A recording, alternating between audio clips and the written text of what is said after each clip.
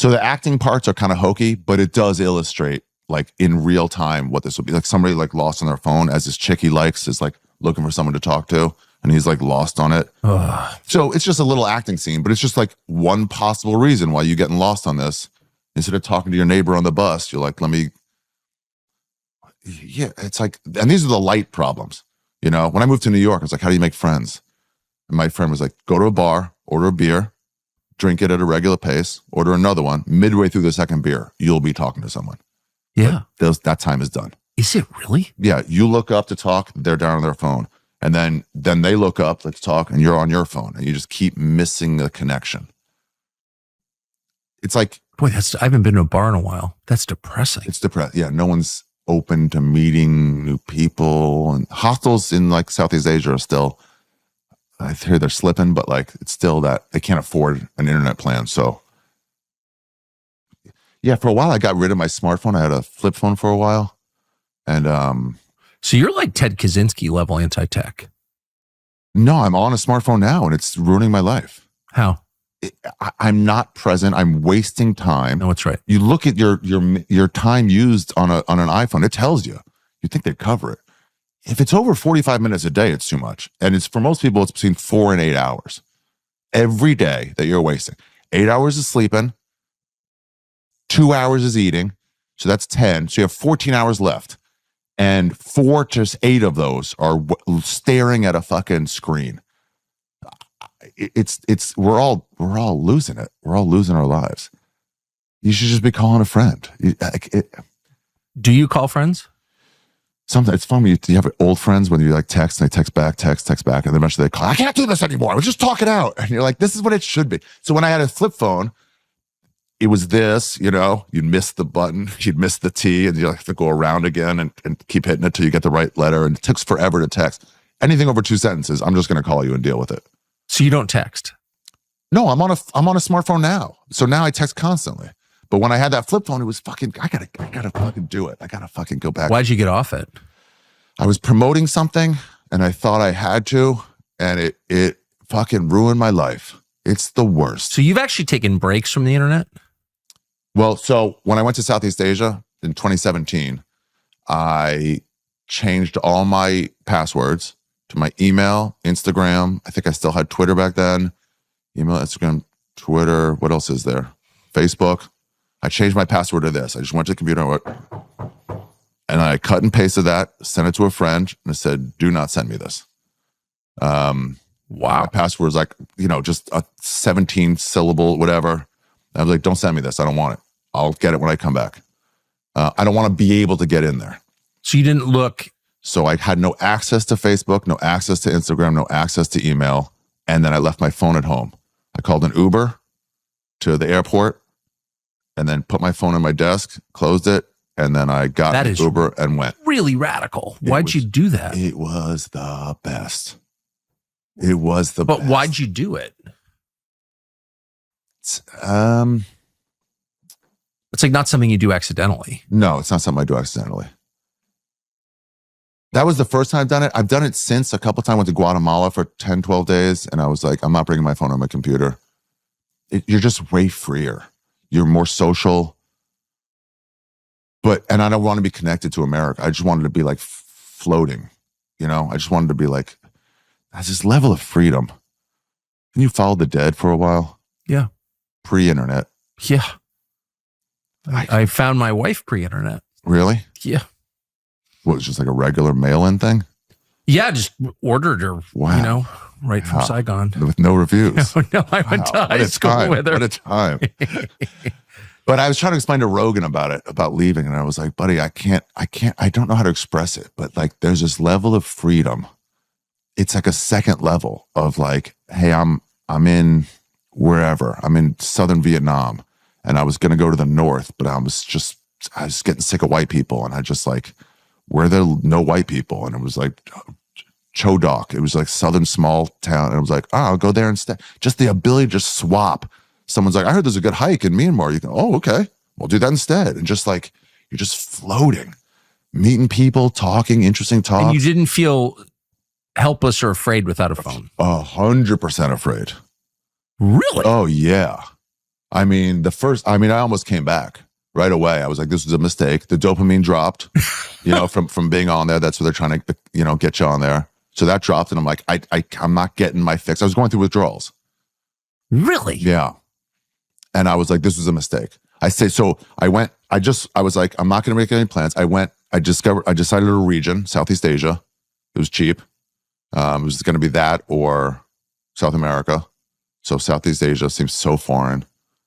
I got into travel. I did one like 17-day tour of China. Did you bring a girl with you? Go by yourself? Mm-mm, by myself. China was fun. So the comedians would kind of like guide it for you. The ones that were out there. And once somebody in Shanghai, Turner Sparks, was like, by the way, it's safe here. Like, they won't touch you here in China. You can be a drunk woman asleep with your fucking phone in your hand, like passed out, and you'll wake up in that exact position, untouched. The punishments for violent crime are way too much, and the embarrassment for their families is way too much. So once they told me it was safe, I was like, oh, all my like xenophobia was gone. I was like, sick. See you guys later. Like, you don't want a guide? I'm like, I'm out. And I would just walk around and discover. It blew my mind, and I was like, I got to get lost again. It was so cool. So I got every visa I needed ahead of time. Like Thailand's like on landing, you get a visa. Some places are on landing, some places you need ahead of time. So Vietnam, I think I got ahead of time. Maybe Myanmar, not Cambodia. I think that was on landing. And they were all like good for 6 months, a month, any 6 month period, for 6 months, any month, as soon as you land. So, and then I just waited till like a day before. I was like, where's the weather the best? So there was rain in Vietnam, so no. There was rain in Thailand, so no. And then Myanmar had like 10 clear days. Did you call home at any point? No. So you just basically disappeared for how long? 4.5 months. Yeah. God damn, it was fucking great. What was so great about it? It's that freedom. It's seeing things, seeing the world new, seeing cultures that were different than yours. Meeting, and I didn't meet locals. Yeah, the language is a real problem in Asia. But I met Germans at the hostels I was at. I met people from England at the hostels I was at. You talk. I remember talking in. Did anyone recognize you? Twice. One time on an island in Cambodia, I was walking down this like kind of deserted beach, and someone was like with their girl. I was like, Ari Shafir? And I was like, yeah. He goes, what the fuck, man? Fair question. What are you doing here? I'm like, same as you. Got it from Henry Rollins. Later when people like, what are you doing here? And he goes, I'm here to meet you. What's your story? He would just switch it around. But I was in Acadia. People were like, what are you doing here? I was like, what do you mean? I'm in a national park. I'm here to hike. I'm here for the exact same reason you're here. Yeah, twice ever, which was also great. So I've told a bunch of comics this. I'm like, you are losing your sense of reality by being looked up to. That's not the real world. You don't understand. Yeah. And when Trump got elected, all these liberals that I was around, again, I'm not liberal or conservative. I'm this third thing, the majority of the country. I'm the majority. I don't care. We could hear them talking like, how could this, like, oh, you've never got out of your limo. I know a really rich, like, woman comic. And I'm like, you've never been to Dayton, Ohio. You wouldn't understand disillusionment. The recession's still going on in a lot of places. You got to get out and talk to people. So I remember talking in Indonesia on an island. It wasn't Flores.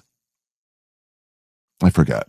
But over breakfast, this German guy, and he was telling me about German workers' rights and the 5-week standard vacation time they get.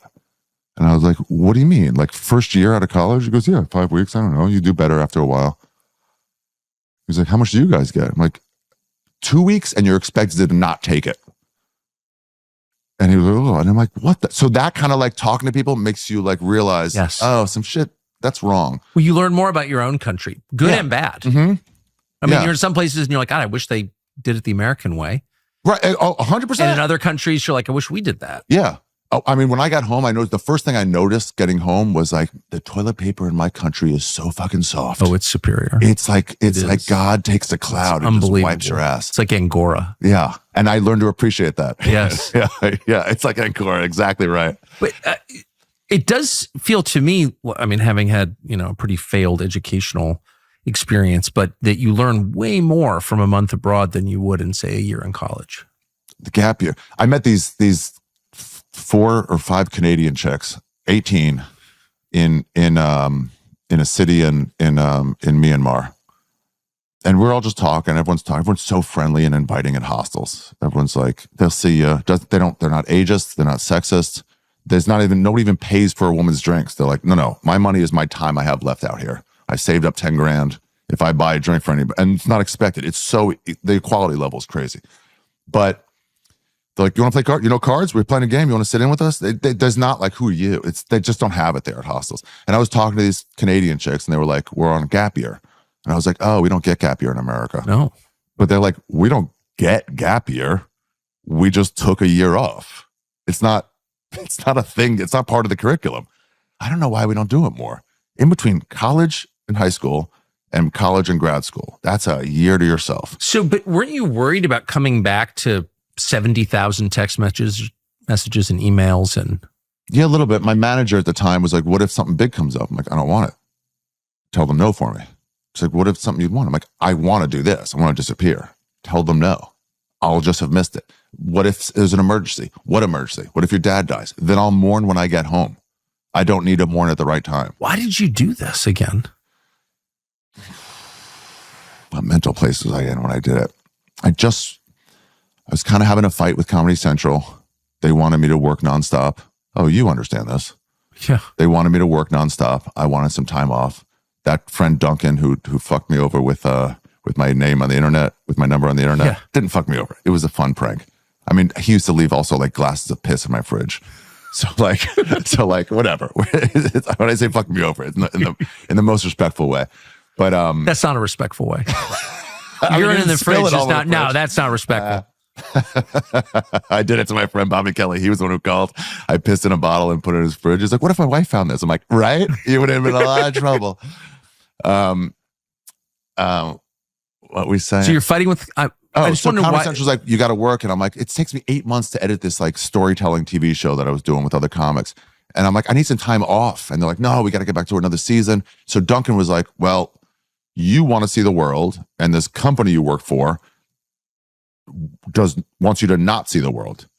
So I'm like, yeah, you're right. I got to get out of here. And I just like, hey, I'm trusting you to book the show the next year. I'm trusting you to do this. I'm out.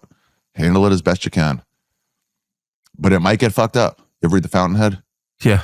So when he leaves for vacation, things get fucked up. Oh, yeah. And he has to go correct it. He's got to blow some shit up. But at some point, you got to trust some people to like, you'll handle this. I mean, they're going to upload this video. Right. You could stand over their shoulder. No. But you're like, and they might mess it up. They might not quite do it the way you want. Yes. I mean, interrupting where you're like, I could tell you're like, I shouldn't interrupt. You should just get it right. But then they have to make a decision. You're trusting them to do it so you can free yourself up to do other stuff. Anyway, trusted the people I had to trust and just got lost. What happened to your brain not being on text all day long? God damn, it was great. So when I first got a flip phone, which was a halfway to that, I was talking at the Stand Comedy Club. I was talking to Nikki Glazer before she blew up. Yeah. But she was still, whatever, funny comic. And we were talking. Before the Tom Brady roast. Way before the Tom Brady roast. And I'm friends with her, but not like good friends with her. And I'm sitting at the back table and we're talking. She's like, and this is day one of the flip phone. Like, I think day one or week one anyway. She goes, has it changed at all? What has it changed? I'm like, I wouldn't be talking to you, Nikki. I'd be on my phone looking for someone else. This totally FOMO right. shit. And man, I loved it. Being out there in Asia with no connection. There was one time in this like northern city in Thailand, I met an American girl. She started talking about Trump a little bit. And then it's the same patterns of discussion. And we both looked at each other like, we shouldn't do this. And we're like, yeah, let's not. Where else have you been in Asia? We're like, absolutely smart move. Let's switch the subject. Like, it's just like. You may have come to the obvious conclusion that the real debate is not between Republican and Democrat or socialist and capitalist, right and left. The real battle is between people who are lying on purpose and people who are trying to tell you the truth. It's between good and evil. It's between honesty and falsehood. And we hope we are on the former side. That's why we created this network, the Tucker Carlson Network. And we invite you to subscribe to it. Go to tuckercarlson.com/podcast. Our entire archive is there. A lot of behind the scenes footage of what actually happens in this barn. when only an iPhone is running. TuckerCarlson.com/podcast. You will not regret it. Did you find a distance between what you were expecting and what you found? Wasn't expecting anything. Like China, for example. You said... Yeah, so like China was like, it was so foreign. But what did you expect out of China? And versus what? No, I told my agent, I was like, I'm getting this itch to travel. If you find any foreign gigs, let me know. I still wasn't making enough money to really, but I was making some. And he goes, well, I got you a 17-day tour of China, Beijing, Shanghai, cities outside Shanghai, ending in Hong Kong, cities outside Hong Kong. And he goes, doesn't pay very well, but they'll fly you out there, hotels every night, and it pays you, I think it was like $3,000, $4,000. And I was like, buddy, that's more than I was making 2 years ago. That's great. And to go see, and it's just like tasting food. Like, what the fuck is this? Seeing that they don't take the bones out of their meat. They just cleaver it all. I was picking up some of the chops. I'm like, what the fuck? There's bones in these pieces of meat. And they're like, you need a fork? I'm like, that's not the issue. Get the eyeball out of my soup. Yeah. And it was just like, I don't know what I was expecting, but I told you, like, I was at the Beijing comedy scene. They were in the hutongs of Beijing doing blow. And I was like, isn't it punishable by death here? And they go, they don't care about white drugs. They only care about yellow drugs. What are yellow drugs? The opium. Oh. Stuff that the Chinese would lose their lives to.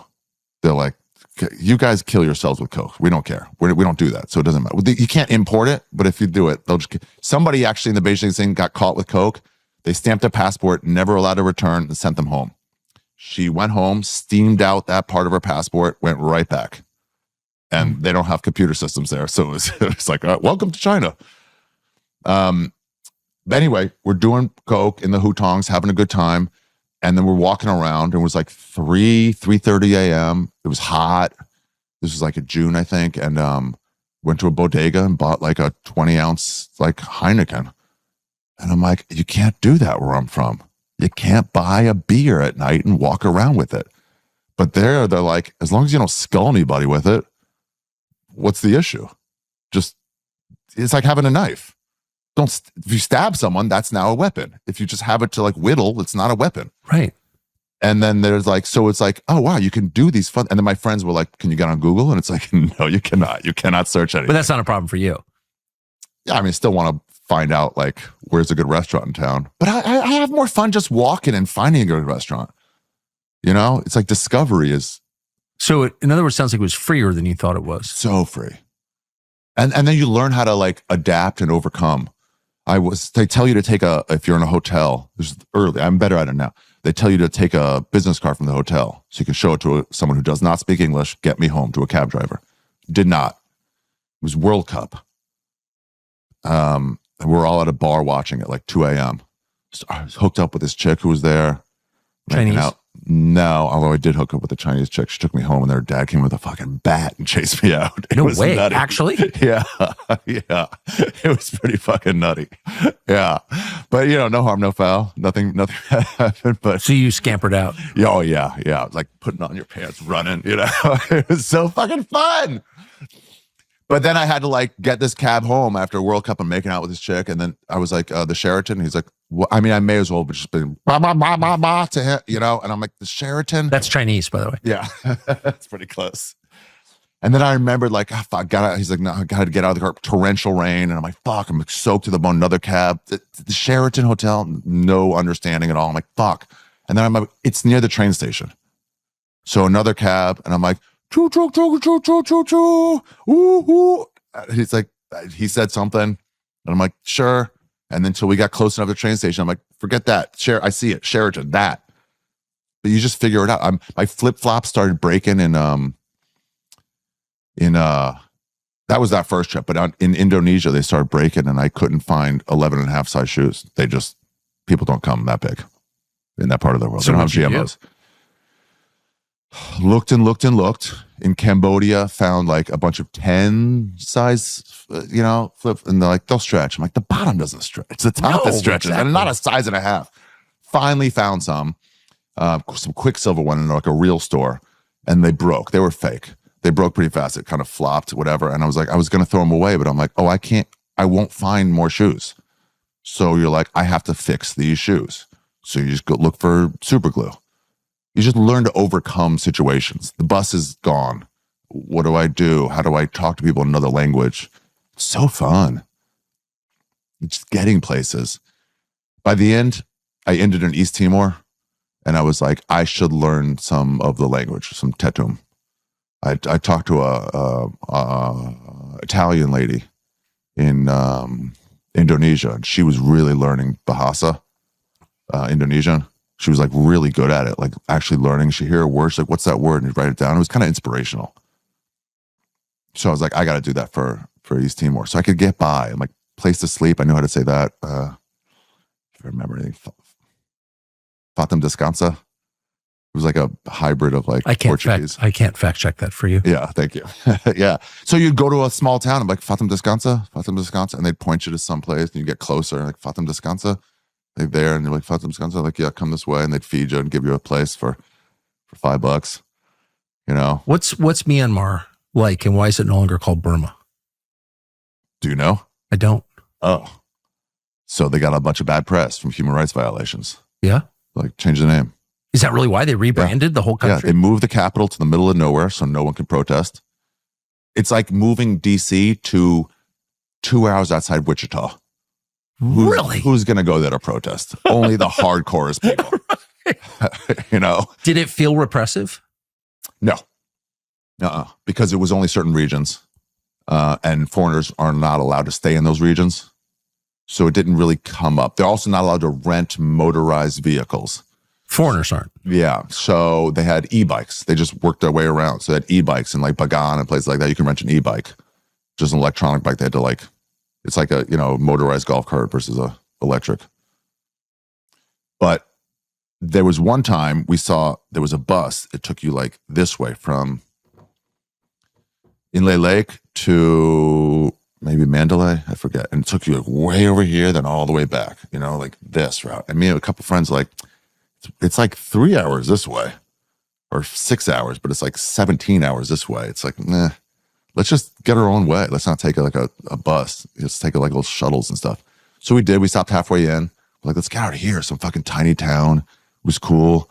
Went to a hotel. I was like, can we stay here? And they're just like looking at us, and we're like do the bell. Somebody comes up and was like, hi, 2 rooms. And they're just like kind of talking to each other, staring at us. And we're like, well, is this a hotel? And they're just like looking at us. And eventually somebody like calls somebody on the phone. They like give me the phone. Someone spoke English in the capital, Yangon. Like, you can't stay there.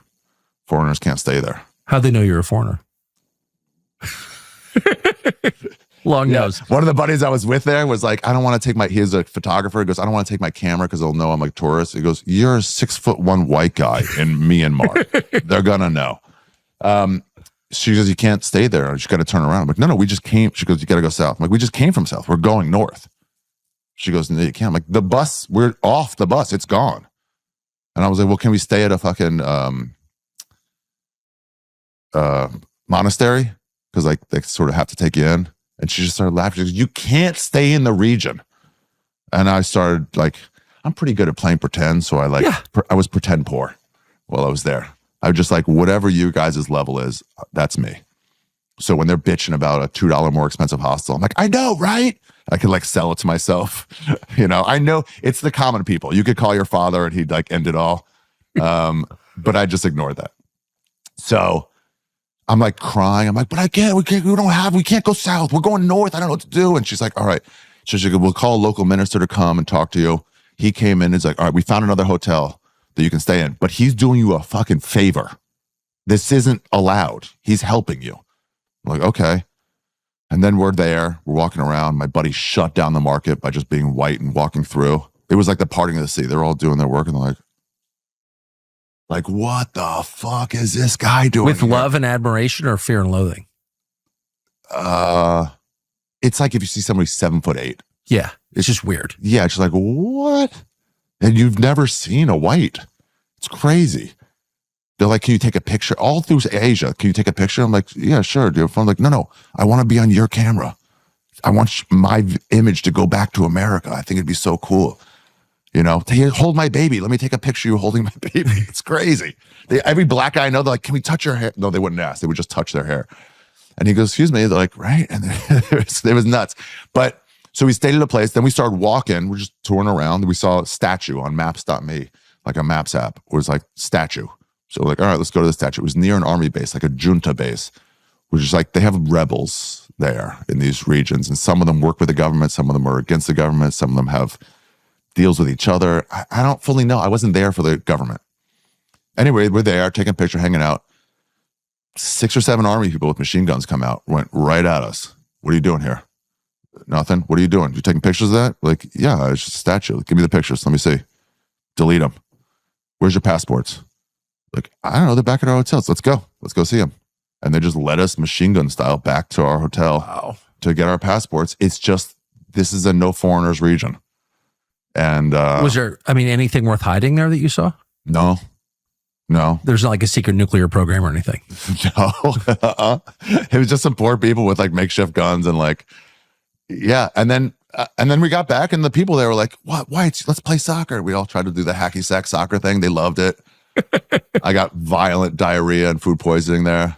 That was more notable than the machine gun that's stuff. required. So 4.5 months on the road, you come back to your country, and what do you notice? Okay, that's a good question. And actually, I can tie that into this Jew special also. So you see everything fresh when you get back. Yeah. Clean, clear eyes. Yes, you do. Yeah. Even probably, what'd you do, a month in Australia, 2 weeks?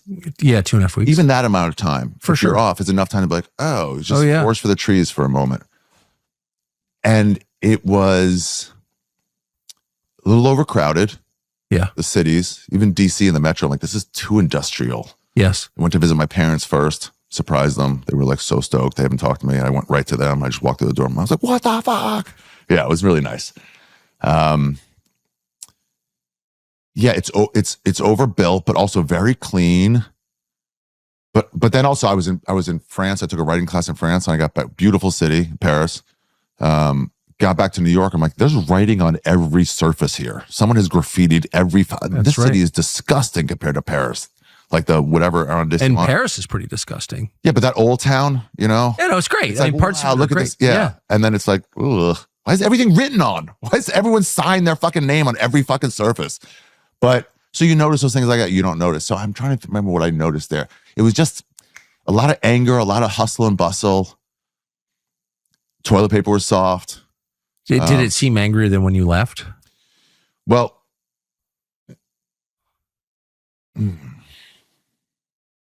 I didn't check my email right away. The lady I sent it to was an employee back then. I was like, "Don't give it to me yet. I'm not ready for it yet."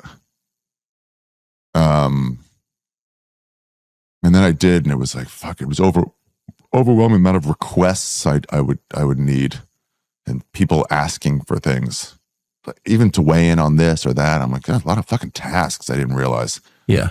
I didn't realize how much that's what it was. The overwhelming amount of responsibility. And I'm not in a high responsibility field, you know. That's true. Yeah. And it was just like needing to return texts and emails and weigh in on this and pay your bill and do that. It's just like, it was so freeing before. So here's what I noticed when I did the Jew special. It was weird because I've never done this before, but I was living with a ghost for about 5 years. I was living with a guy who was dead. That version of me isn't here anymore, right? Like the yeshiva student. The yeshiva kid, yeah. He's gone. He's been long gone. And I was living there and trying to remember this ancient religion and ancient time in my life. And I was lost in it. It was a very lonely hour. Usually it's like in relation to other things. And I finished it and I kind of came up for air. And I looked around and everybody was very angry. I came back into the world and it was like everyone's mad about everything. Yeah. My friends were obsessed with stories that I didn't even know were happening. Like what? There's some chick with no dicks was swimming with a dick, swimming against other chicks with dicks. Like their whole life is fucking worried about it. And it's like, none of this concerns you. None of this concerns you. that there's a trans swimmer, or that there's COVID vaccine, or that it's like, dude, chill out. All of you are mad about every little thing. And it's like, I don't know what happened in those 5 years. People got fucking mad.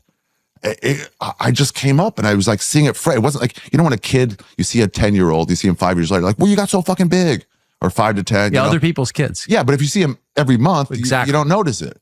So I was like dropped out, popped back in, and everybody was at each other's throats. Everybody's so actively political. How do you avoid that? I don't read the news. I try to change the subject. I try to have tools. Change the subject. How do you change the subject? How do you focus on positivity? You must be the only resolutely non-political person with a public voice left. There's a few of us. My friend Big J, we were talking once. We did a week together in Miami, probably the worst city in America. I heard it was the best. Who told you that? I don't know. Real estate agent. Yeah, exactly. It's so disgusting. They value only beauty, no intelligence. If you're a girl growing up in Florida, they will not reward your A+ in high school. They'll reward your new hairstyle. Yeah. Anyway, we got a beach house and we're talking. He goes, I like Biden. This was 3 years ago. I was like, why do you like Biden? You don't vote. He goes, I hear about him less than the other guy. And I'm like, what a great reason to like one over the other. Yeah, we do hear way more about this guy than that guy. If you're non-political, I just want you to be away from me. You deal with it. Yeah, you avoid it. You learn how to change the subject. But aren't a lot of comedians pretty absorbed with it? Yeah, but we don't even know anything. Yeah, I've noticed. It's like we don't know anything. We're weighing in. So here's what I do. It's like you start getting an argument and we're like, well, mainly my stance is I don't care. But if you're asking me to take a stance on Ford versus Chevy, something that doesn't matter, what do you think's better? It's like, well, 95% of my reaction is I don't know or care. Whatever I can get a better deal on is good. But with that other 5%, I'm going to say, I think Chevy's better. Why? I just kind of feel that way. Okay, so everybody's only publicly weighing in on their 5% and not their 95%, which is, I don't give a fuck.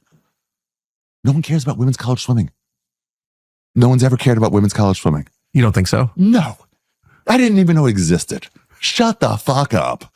And they're obsessed with it. They're fucking obsessed. So what are the issues? Women's amateur aquatics. Fuck off. What? Eat a dick. Shut up, dude. What are we talking about? What are the issues that get you spun up? The Yankees, midseason collapse. That's every fucking year. But I know it doesn't matter. I know this is fake. I'm not pretending it's like an actual real thing. I'll bitch about somebody going to a slump, but I know in the end, they're like, oh, I'm just playing pretend angry. It doesn't really matter. So there are no issues that get you mad? Stand-up, people coming after stand-ups. Who's coming after stand-ups? It's a lot of people. It's an interesting time for my industry. But tell me how. I love this thing you used to do on your TV show where you're like, play dumb to get an answer. It's really fun. It's actually really fun. I am dumb. But that doesn't, interesting. You think you would be rewarded for helping an old woman cross the street. And you're saying you were not rewarded? That's odd. It's called evoking an answer. So I'm trying to pull back and keep my many opinions out of it. Yeah, it's smart. It's a good way to do it. Like instead of like weighing in and go, I know you're right, and weighing in, it's like keep talking. Well, you know more about the topic. No, sincerely, I don't know that much. I know a million stand-ups, and I like a lot of them, but I don't know that much about your business. Yeah, so you had a lot of people. It's worse when it's from the inside. With other comedians weighing in and saying that crossed the line publicly. Oh, do you get that? Yeah, it's disappointing. It's really disappointing because it is already a battle. You're trying to get people to laugh at like dark stuff, really dark stuff, school shootings. Yeah. You're trying to get them to laugh at it. You're trying to find joy in a terrible thing. 9/11 jokes, Holocaust jokes, AIDS jokes, rape jokes. You're trying to get them to find making fun. Break that down. We're creating fun. People are like, you're making fun of this. Like, right, I'm creating fun out of a terrible situation. That guy, Don Barris, used to run the Q&A. Yeah. There was a time we had a friend die. Freddie Soto died. I don't know what, just in his sleep one day. Really helpful, looked out for everybody, really just supportive guy when we all started. And nobody could believe it. I was like, what the fuck? At the time, I was banned from the Comedy Store for beating up Bobby Lee too much. I was angry about a chick. and I was taking it on him, and I was just, every chance I get, I was punching him. And they were like, all right, you're out. You can't be here. And I lived 2 blocks away. And I got the call Freddie Soto died. And I was like, what the fuck? And these bans always lasted between a month and 6 months and then would end. And you were always welcome back. By the time I was banned, we couldn't understand Freddie Soto dying. It's like, it was the first one that died that I knew of. And it was like, I remember walking down the steps of my apartment, then just collapsing on the steps. And then like keep walking. And then I met someone in front of the comic, another comic. We just hugged and we sat on the sidewalk, like with our feet on the street, and just like sitting there. And Don Barris comes up and he goes, I'm glad you're letting the ban be enforced. You shouldn't be in here. It's good you're on the street. It was just a cathartic laugh. Yes. He made fun out of a terrible situation. And that's what some of us are trying to do. Others are trying to do like funny, like lollipop jokes. Well, that's it also is cool. true that funerals and wakes, memorial services, this kind of the saddest, get-togethers that we have, they always wind up in hilarity. Yeah. Have you experienced that? Yeah. This guy, Bob Oshak, who ran the memorial for Freddie Soto, it was in the main room of the Comedy Store. And he starts off, he was like really good friends, the best friends. They started together. And he goes, this is a weird time. And he set the tone right away. He goes, I'm here. It's just weird that it took Freddie dying for me to finally get a main room spot. And just Mitzi starts laughing. And it's just like, hey, we're going to enjoy this. We're not going to cry. We're going to, but we're going to try not to. So that's what we do. And then some people are just not understanding it. It's almost. But other stand-ups are policing their colleagues? They fall. It used to do, we just talk shit about them. When I was doing a blowjob joke a long time ago, and Mark Maron was just like looking at me like, whatever. And he goes, you're smarter than that, man. That sucks. But he, like I said, he didn't put me in a moral low ground and him in a moral high ground. He was just like, you're smarter than that. But I'm like, yeah, smart people also like getting their fucking balls drained. They can all relate to it. It's universal. It works in Romania, in China, in America. Everybody can relate to it. I don't see a problem with it. Some stupid jokes are fine. But it wasn't a fight. We would just talk shit about each other behind our backs in a fun way. Oh, that guy's just doing like alt jokes. He sucks. But like never go publicly about it. But now it's this thing, this moral high ground. You get activated online where you just feel like. Have you been attacked by other stand-ups? Yeah. But also far more. The real story is I've been supported by other stand-ups. Yeah, I would imagine. At a 95% Would rate. they attack the Kobe Bryant stuff? They attacked you for that? A few. But even in that, it was mostly positive texts. How you doing? You okay? I thought that was hilarious. And then a few knuckleheads. That's it. Who just felt. You got punished for that. Yeah. It ruled out. I got a call from Milo going, good one, bro. Nice one. You got a lot of people mad. I'm like, thanks, buddy. Coming from you, that's fucking awesome. So Milo appreciated it. Yeah. Duncan was like, I think this might be your best one. I'm like, yeah, I know. I made a city crumble. Yeah. It was great. I turned comedians into hypocrites.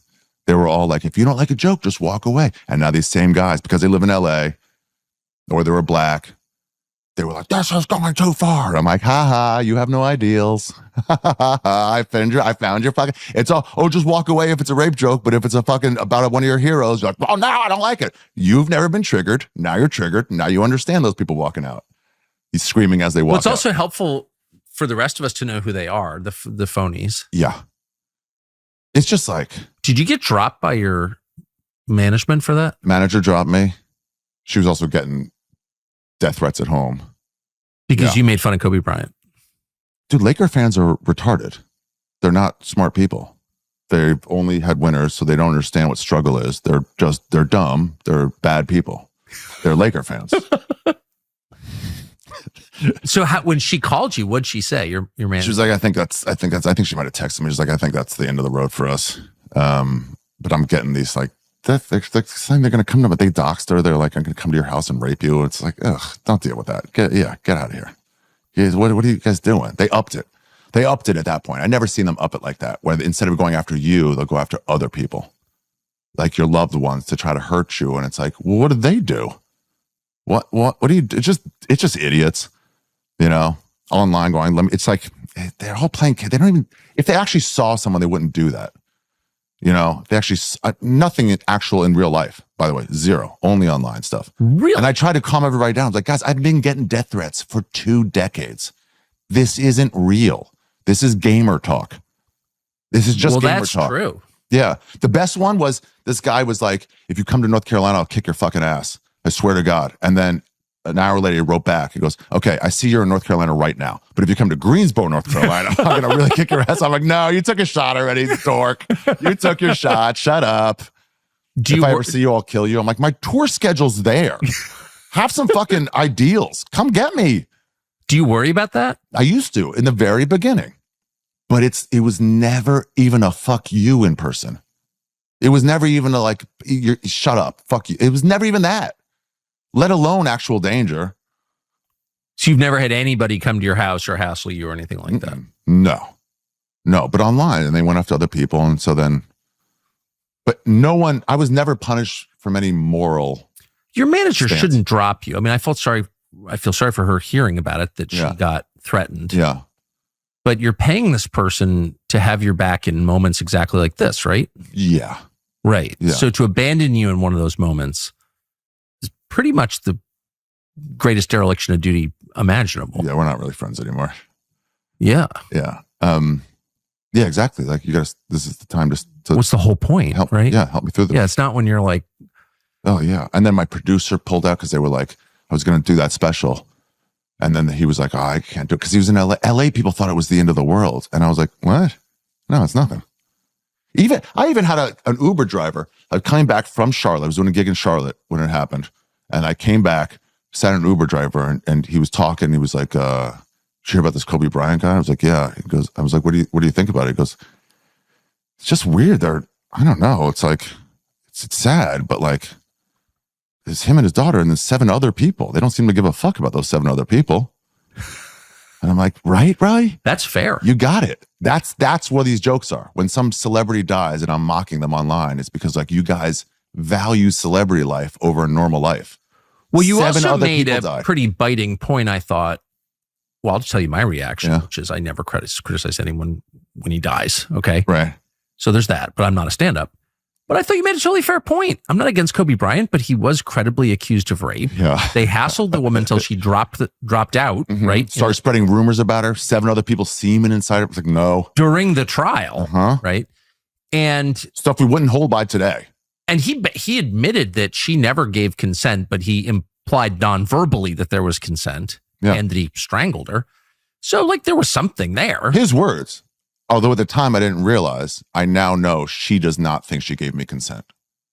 It's like, all right. So that's his word. Right. I'm not much of a feminist. Yeah. Even I'm like, no, that sounds like rape to me. By the way, your also, description. I don't really care. What I'm doing is making fun of our society. Well, that's exactly leveraging them up. it. I haven't stayed up late worrying about Kobe Bryant's assault either, but these are the same people who are telling me to value all women and believe all women or whatever, but they actually don't care at all. It was wild. And you made that point. And I thought I it was was a in totally LA. fair point. As a Laker hater, just going, well, they're not going to let him off. Like he'll be going to jail, hoping he would because like I want the Lakers to fail. Yeah. And then when it became time for him to go to like when he retired, I'm like, they're not going to let him have a retirement season.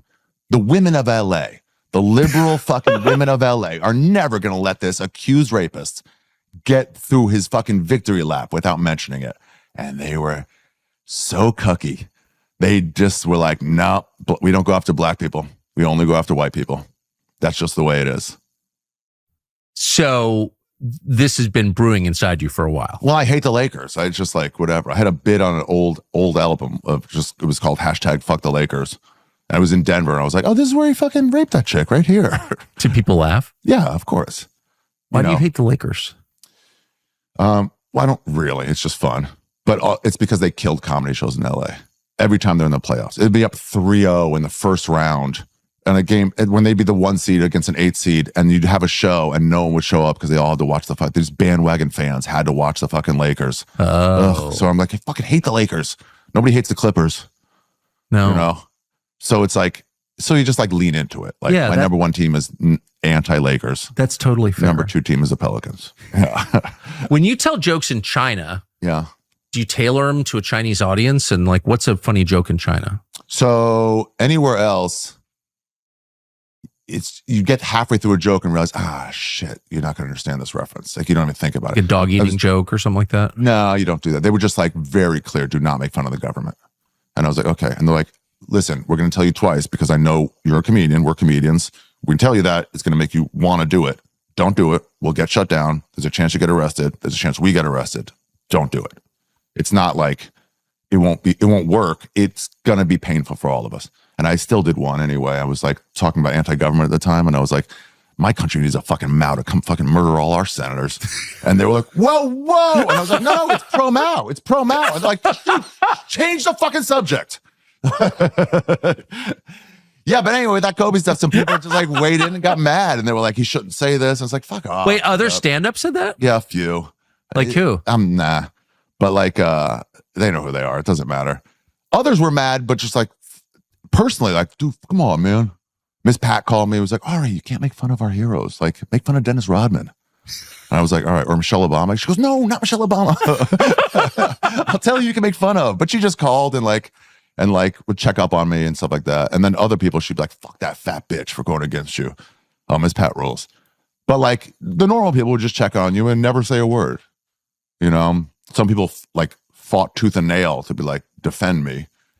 Other people were just like, it's not my fight, but I hope you're doing okay. Who defended you? Mark Norman went hard on me once. Not hard on me, hard for me on a radio show in San Diego, talking about how like the jokes are jokes. If you didn't like it, it's just you didn't like it. Andrew Schultz went on The Breakfast Club, a very black show. Whoa, yeah. And was like, you guys are way off. You're way off. I mean, that was ballsy to go on a black show. He was a black hero. So just like when Cosby stuff came out and they didn't want to hear it, they didn't want to hear this either. So I like bringing it up. Again, it's not about Kobe. It's about them worshiping heroes. So he was like, no, it's a fucking joke. You guys are getting it wrong. And then how did that go over? They were fighting him and he was fighting back. Good for him. Schultz has always been on the right side of this. Other people, Hinchcliffe, some people, he was like, he goes hard defending. Just to any comic there, err on the side of just defending your art form. And don't even say, hey, I didn't find the joke funny, but it's his right to say it. Well, don't even say that part. Just say the second part. It's his right to say it. Why, when everyone's coming against somebody for a joke, be like, I didn't find it funny. Don't say that. You would never say that normally. You would never, in times of peace, go, I didn't find that. But Tony Hinchcliffe defended you. No. Schultz defended Tony Hinchcliffe. Oh, when he had a, they all get kerfuffles, you know? Who else? Tim Dillon made like really funny jokes about it. Good for him. You know Tim, right? He was just here. Yeah. In fact, I texted with him yesterday. He fit in this chair. He's slim these days. Yeah, he's in fighting form. Yeah, he's on a diet of fucking twink cum. I didn't ask him about that. I don't think he's really gay. I think that's not true. I don't think that. We all be like, prove it. Kiss one guy in front of us. Do you remember Pete Buttigieg ran for president? He's supposedly gay, and now he's transportation secretary. And I had one of my producers was gay, and he goes, he's not gay. I was like, are you serious? He goes, no, that's complete bullshit. Wow. Oh no. He goes, and gays all keep very close track of that stuff. Yeah. Oh yeah. And my producer's like, no, it's totally a pose. He was dating women just a few years ago. That's totally fake. Wow. He's not gay at all. Smart. So I said that on the air. People got all offended. I thought it was kind of hilarious. It is hilarious. Yeah, it is. It is hilarious. Yes. And you're also like, I'm not against gays. I'm saying he's not one. Well, that's what I said. Yeah. So Tim went on and he goes, he plays a good dumb sometimes on purpose. Oh, totally. Like you do with the questions. He does that with dumb. He had this thing about when they were trying to ban Apu. And he had Giannis Papas has this like old Greek guy character. And he was like asking questions to Pete about Apu, asking questions to Tim about Apu. And he goes, this man, he's a bad father. And he goes, oh no, he's actually a great father. There's a white character in the show he chokes his children. He's a really bad father. But Apu is, no, he's got 8 kids and he's really wonderful. So he's some sort of deadbeat? He goes, no, small business owner. He goes, I don't get it. And Tim's like, yeah, I don't know. They just don't like her. Anyway, so he did that with me where he goes, well, Ari's actions and his words were terrible. To take a hero like that and make fun of her and his producer's like, yeah, it's tough. It's just like you get on the day of a death to make fun of Aretha Franklin is so shitty. And the producer's like, no, it was not. Clover's like, no, I read it. He did a thing about Aretha Franklin. And he goes, that was a different one. He goes, oh, so he does this all the time?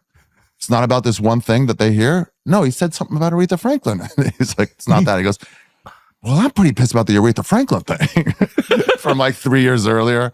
It was just his way of saying, like, guys, shut the fuck up in a funny way. That was like the most creative way to do it. Oh, that's inspiring. Mm-hmm. Does anybody pay any attention at all to the late night hosts? Like, No. Like that's not even a category Parents anymore. do, I guess, But not even really. So funny. You see them sometimes like crying about something. You're like, what happened to your industry? You're crying? But when you were a kid, I mean, all it was. Yeah. That was it. You'd watch the Tonight Show monologue. But when you guys get to when like you and Tim Dillon are having dinner, you're not talking about what Kimmel said. No. Occasionally we will talk. I'm trying to stay positive. So occasionally we'll talk about how cool Kimmel used to be and how that is really him, the cool guy. Yeah. And he's, I don't know, playing pretend or whatever. Kimmel there was a roast for a local kind of lunatic comedian, Peter Chen. We had a sort of fake roast. As distinct from other comedians? What does that mean? He was a bit crazy. The owner of the comedy store passed him to like let everyone else kind of fuck with him. He was a bit of not me lunatic or you lunatic, but like off. And that's when a stand-up says that, it's real. A terrible comic, like no future, no past comedian. Yeah. And so he was just a local, like at the comedy store, he was like, you could just fuck with him all the time. He was crazy and angry, driven to anger at all times. So it was fun to fuck with him. So we had a roast for him and everyone, did their thing. And then it's his turn to get up and he goes to everybody. He's like, you say this about me, but you are the man. Nice, you wear a plaid shirt, not straight lines. And like he thinks he's getting you. And then he goes to Jimmy Kimmel was on the dais. I mean, it's an 80-seater that's got 30 people in it. It's before he might have already had a show. He might not have, but he goes, and Jimmy, you say I am a snake. You are a snake. And Jimmy Kimmel cracked his beer bottle. He was like, I'll fucking kill you. And he had to be held back. That's who he is. He's a funny guy. I don't know what that is, but he's a funny guy. What about the other two? Who was it? Fallon. Yeah, and, Fallon. I can't remember. And the guy from The Daily Show. The guy from The Daily Show. Yeah. I've never seen The Daily Show. But his old show was pretty funny. The Fake Republican. Very funny. Yeah. I agree. Fallon's a fucking, he's so clean on there. But I don't think he's that clean. I think he's like a boozer and a fun guy. From what I hear, I don't know. So that's just totally, that's not even a factor in comedy. Yeah, I did like when he goes, when they were like, hey, you're losing the ratings to the other guy, to the Daily Show guy. You need to talk about Trump and stuff. And he goes, that's just not me. Yeah. I play ping pong with guests. So if everyone wants to hear that, then you should go to that guy. But if you want to hear a good lip sync battle, I'm your guy. Well, good for him. Yeah, exactly. Know who you are. Yeah, I just think more comics should do that. Stay in your lane. Be funny. You can write a tweet against Trump or Biden. Make it a joke. So many comics. Louis said this. He goes, comics fuck themselves over because they were like, it's just a joke. It's just a joke. But as an audience member, you're like, but a lot of you guys are not joking. Legitimately, you're making serious statements. So how are we, the audience, to know when you're joking and when you're not? This guy might be the worst president of all time. That's not a joke. No. Make it a joke. This guy's a worse president than Kermit was at being a fucking fraud. I don't know. But there's a joke possible. So then what do you make of Chappelle? In general, he's a great comic. Well, of course he is. But there's also there's not a criticism. Yeah. I've seen it. Of what? Well, it's all like he did this, the training special he did was like an editorial. Yeah. He was not joking. He was serious. Is that good or bad? There's a thing I'll say that happens to a lot of people. You get some, and it's not necessarily him, because everyone's on their own path, but you get some backlash. Yeah. And then instead of just allowing there to be backlash, I think it comes from a place of you want to win those people over and explain you're not the guy. You're not the guy they think. And you want to win them over. But then what happens is your creative output is spent trying to win over people who hate you instead of trying to please the people who do love you. And that's your core group, and keep honoring them. And these other people, it sways them all. It's so smart. When the people go really... I just got it. That is a really smart observation. Thanks, buddy. It's not just comedy. I'm saying... Fucking anti-Semite. Well, we can't... All we can be is a brain. You have a high verbal intelligence, I'll say. No, I think that's a really insightful thing to say. It's not just comedians, by the way, who do that. Right. Yeah. And then it just keeps going further and further over until you're this warped fucking Gollum version of yourself. Yes. And like, what happened to you? And I've seen it. They won, actually. They won. Your enemies won. The critics won. Because they distorted you. Mm-hmm. And it's not even like, let me do a good joke about this. It's, hey, I was already done with that. So I'm not going to keep doing jokes. I'm not. So people ask me about when I did this Jew thing, like, you should come out in a helicopter and do whatever. I'm like, guys, that was a throwaway line on a fucking 3 minutes. You only hear about, so that's what you want me to be. I was never going to cover that again. That was a one joke about the fucking Lakers. I moved on to other stuff. You want me to live in that forever? That's crazy. Right, so you keep doing. Also, artists do this when they get positive feedback.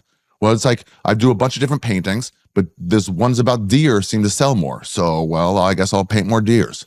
And it's like, that's not your natural progression as a visual artist, as a painter. So how do you keep in... Can't read any of it. You can't read any feedback. Positive feedback is just as deadly as negative feedback. I agree. Yeah. People telling you we like that. I knew I liked you. This is exactly right. Yeah. Can't read anything. Can't allow it in. That's right. You as a comic, we got something that nobody gets, is immediate reaction. I can hear the laughs. Yes. We know when it's good and when it's bad. And sometimes when you're starting, somebody will be like, no, they were laughing in the back. You couldn't hear. I'm like, they're facing me. I can hear. I got the best seat in the house for the laughs. And I know when there's good laughs and bad laughs. And I know even in that 15-minute set that I thought was bad, there was one joke that killed and the other 14 were not good. So I'm aware what the line was for this crowd. And I failed. And it's okay. And they tell you like, no, this, that. I can tell from immediate feedback. I don't have to go home and go, who was saying anything about it online? I know what worked. Every time they come out with a thing against comics, they're like, and this fucking crowd was laughing. This crowd doesn't know me. Especially if it's at the Cellar, the Stand, or the Comedy Store. This is not our crowds. They're just there for the show. And we're going on. And if you're making them laugh, that's a bunch of strangers laughing. That's all the feedback you need. Or a bunch of strangers not laughing. And that's also great feedback. You know? Occasionally you'll get a comedian go, hey, there's something there. Don't give up on that joke. Wait, everything you're saying is true and wise, more important. But there's also the reality of touring for any gig, which is you wind up in a hotel room alone. Yeah. And there's nothing to do. It's depressing. And you're on your phone and you're like, I wonder what the reaction to this was. That's fair. And I should say this. I fall to it constantly. When I say don't read that, it's advising myself, read it less. That's right. You know, we were all talking once at the store in the parking lot, and Gerard Carmichael showed up. We were all talking. We were talking about reading comments and stuff. And he was like, yeah, you shouldn't read this before. What year was this with him? I think it was right after he had his first TV show. So he's kind of a star. Like Beyonce knows him, but not like internationally. And he was doing well. Anyway, whatever. And he goes, yeah, you shouldn't read it. But it is people talking about you. It's interesting, right? It's Tom Sawyer and Huck Finn. Like, let's go up there and hear my fucking... Well, you're a performer. I mean, you play for people and for their reactions. So this is another form of it. Yeah, and you want to hear it. But it's just like, do something else. It's deadly. Every once in a while, I'll go open up Instagram when I'm bored. And I'm like, don't, fight back one time. And it's not like a wholesale, like I'll never be on here. But I'm like, right now, I shouldn't be on it. I'm in the woods. I'm in the woods sometimes and I go on my phone. It's like fucking, ugh. Well, do it later. You did take 4.5 months off without your phone. So I don't know anyone else who's done that. Yeah, it's just like you set your own line and I'm behind my line. I've been for almost a year, I've been trying to get on this light phone. You know, the light phone? No. It's this company. They made it, you can do regular texting. It's the buyers are two people. They are people who want to spend less time online and people who don't want to be spied on. They're woods people and there's fucking liberals who don't want to fall to it. I'm in the latter, I guess. Full texting. There's no email on there. There's a Maps app, but not Google Maps because those people don't want to be tracked. So it's some other Maps app. I think there is a rideshare app. and some sort of music playing app, I think, but not Spotify because they don't want anybody algorithming you. The Light Phone 3 is about to come out with a camera unrelated. Like it takes a picture onto So a that's hard all drive. I use my phone for. So that would be for me. Yeah, I want one where I can't get this stuff on there. I can't get email. I'll check it at home. I want to be able to text and not have to do this, which is fucking annoying. Right. So a full keyboard. They used to have the one that flipped open like that, the LG Envy, and you could text like that. Flip phone, but you could text like that. It's a breeze. I loved it. I gave up email completely. No email. I don't do email. No email. How do you deal with like long form? I text. That's it. And I try to make, I mean, I'm sure I miss a lot, you know, and I... How does someone send you, well, okay, so they can send you a link you can open, read this. Yeah, or a PDF, or I just don't deal with stuff. Wow. And because I think it's just, it takes too much time. Yeah, I think I've lost probably half to a full decade of my life to this. Right. And so it might be worth saying, you know, I'm an artist, I'm a creator, I'm a little eccentric, I've got a weird personal life, and I'm just not playing along with your conventions. You could probably pull that off. You're also in a position where you're successful enough where you'd be like, guys, deal with it for me. Like, handle this. Yeah, but there's not that much, actually. Right, you can bang it out on text, and then you can get to the bottom of it every day. Then you go to sleep with nothing. And you make a phone call. Like, hey, explain this to me. Let's go over it real quick. It's going to take us 10 minutes. Not texting, it'll take us 5 hours. Yeah, I Let's don't talk do it a out. ton of phone calls on it. Okay. Because you can't do those at 2 a.m. Yeah. Yeah. So I wish there was a way to send a text, send a text. Can you make more, at some point, will stand-ups be able to make more money on the internet than they made on TV? They already are. They already are. Yeah, they already are. So it's like, it's pretty wild. The lack of caring they have for these conventions. Now, some of the comics have made so much money, they've re-imprisoned themselves. And that's why they usually come out against a comic who crossed the line because they're afraid of their own money kind of going away instead of just defending their friends. When Harvey Weinstein came out, when it came out about Harvey Weinstein, they went to Tarantino and it's like, well, you've worked with him. You need to weigh it. You need to make your statement. And he said something along the lines of, hey guys, I've known this guy for 25 to 30 years. He was at my wedding. I was at his, or vice versa, whatever. This has been a friend for a long time. You need to give me some time to think about this.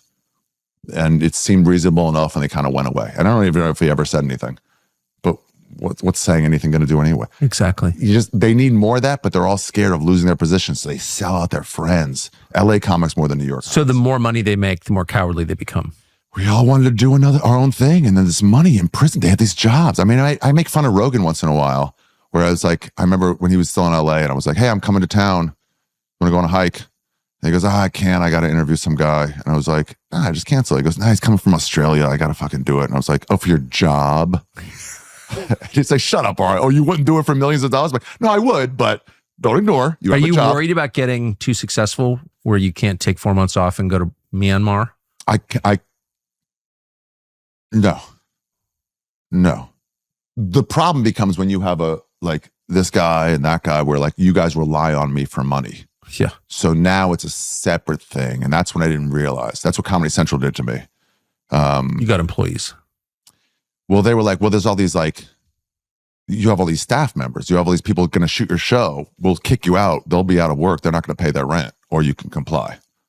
And you're like, oh, fuck. How horrible are they? They're just really horrible.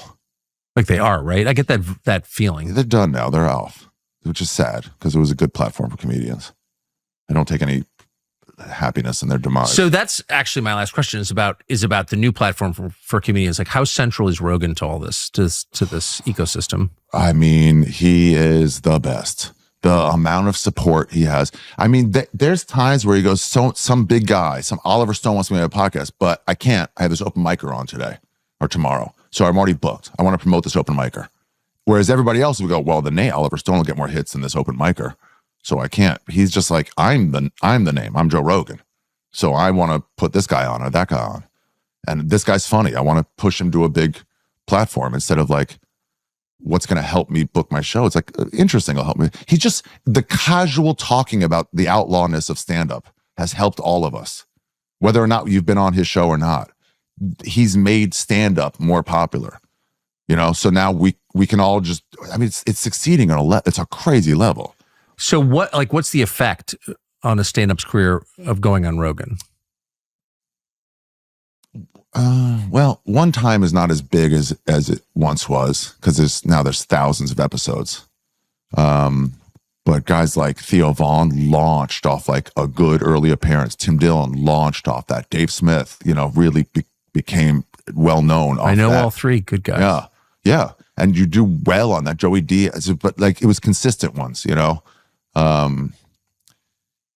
It's not like, it's kind of like the Tonight Show with Johnny Carson was a long time ago. Yeah. Where it's like, they say like, you go on there, you're a star. And everyone you talk to from back then, like, no. Your 8th time on there, you're a star. But that whole week, people recognized you.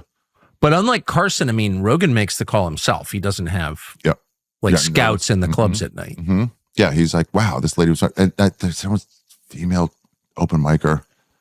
We were all getting high in the back. And then you have to walk past the original, the room. And you kind of like go in there, especially if you're high or drunk. It's great watching some high level unknown comic. It's great. It's laughs. It's free laughs.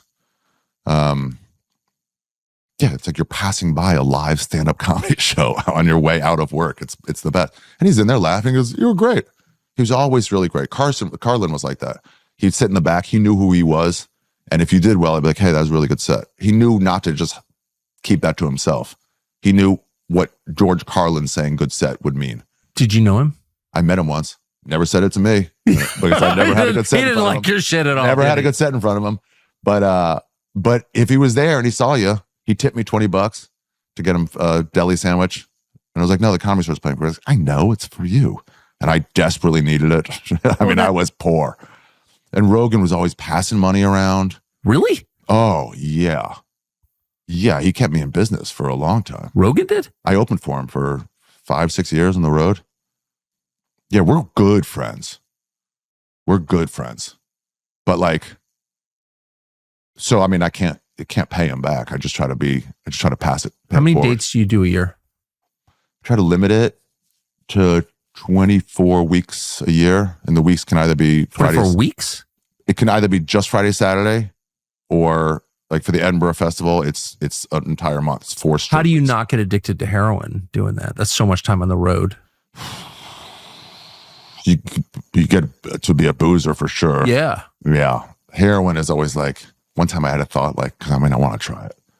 But I was like, okay, I'm going to do it away from home so I can't find a dealer that I can. And then you realize you can just find a dealer.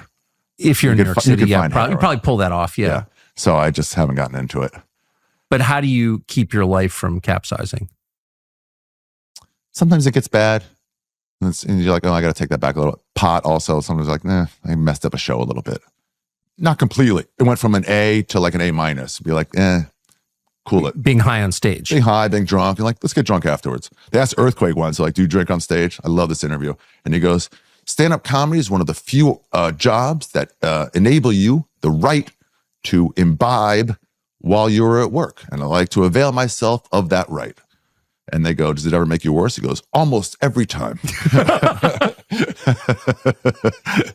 But yeah, you just got to keep track of it and not let it get to you. You're your own employee. So it's up to you. Yeah, but there's a disconnection that happens. Justify. There's a lot of sober comics. Are there really? Couldn't handle it. Joe List. I met Joe List, great comic. I met him when I moved to New York. There was like a separation between New York and LA.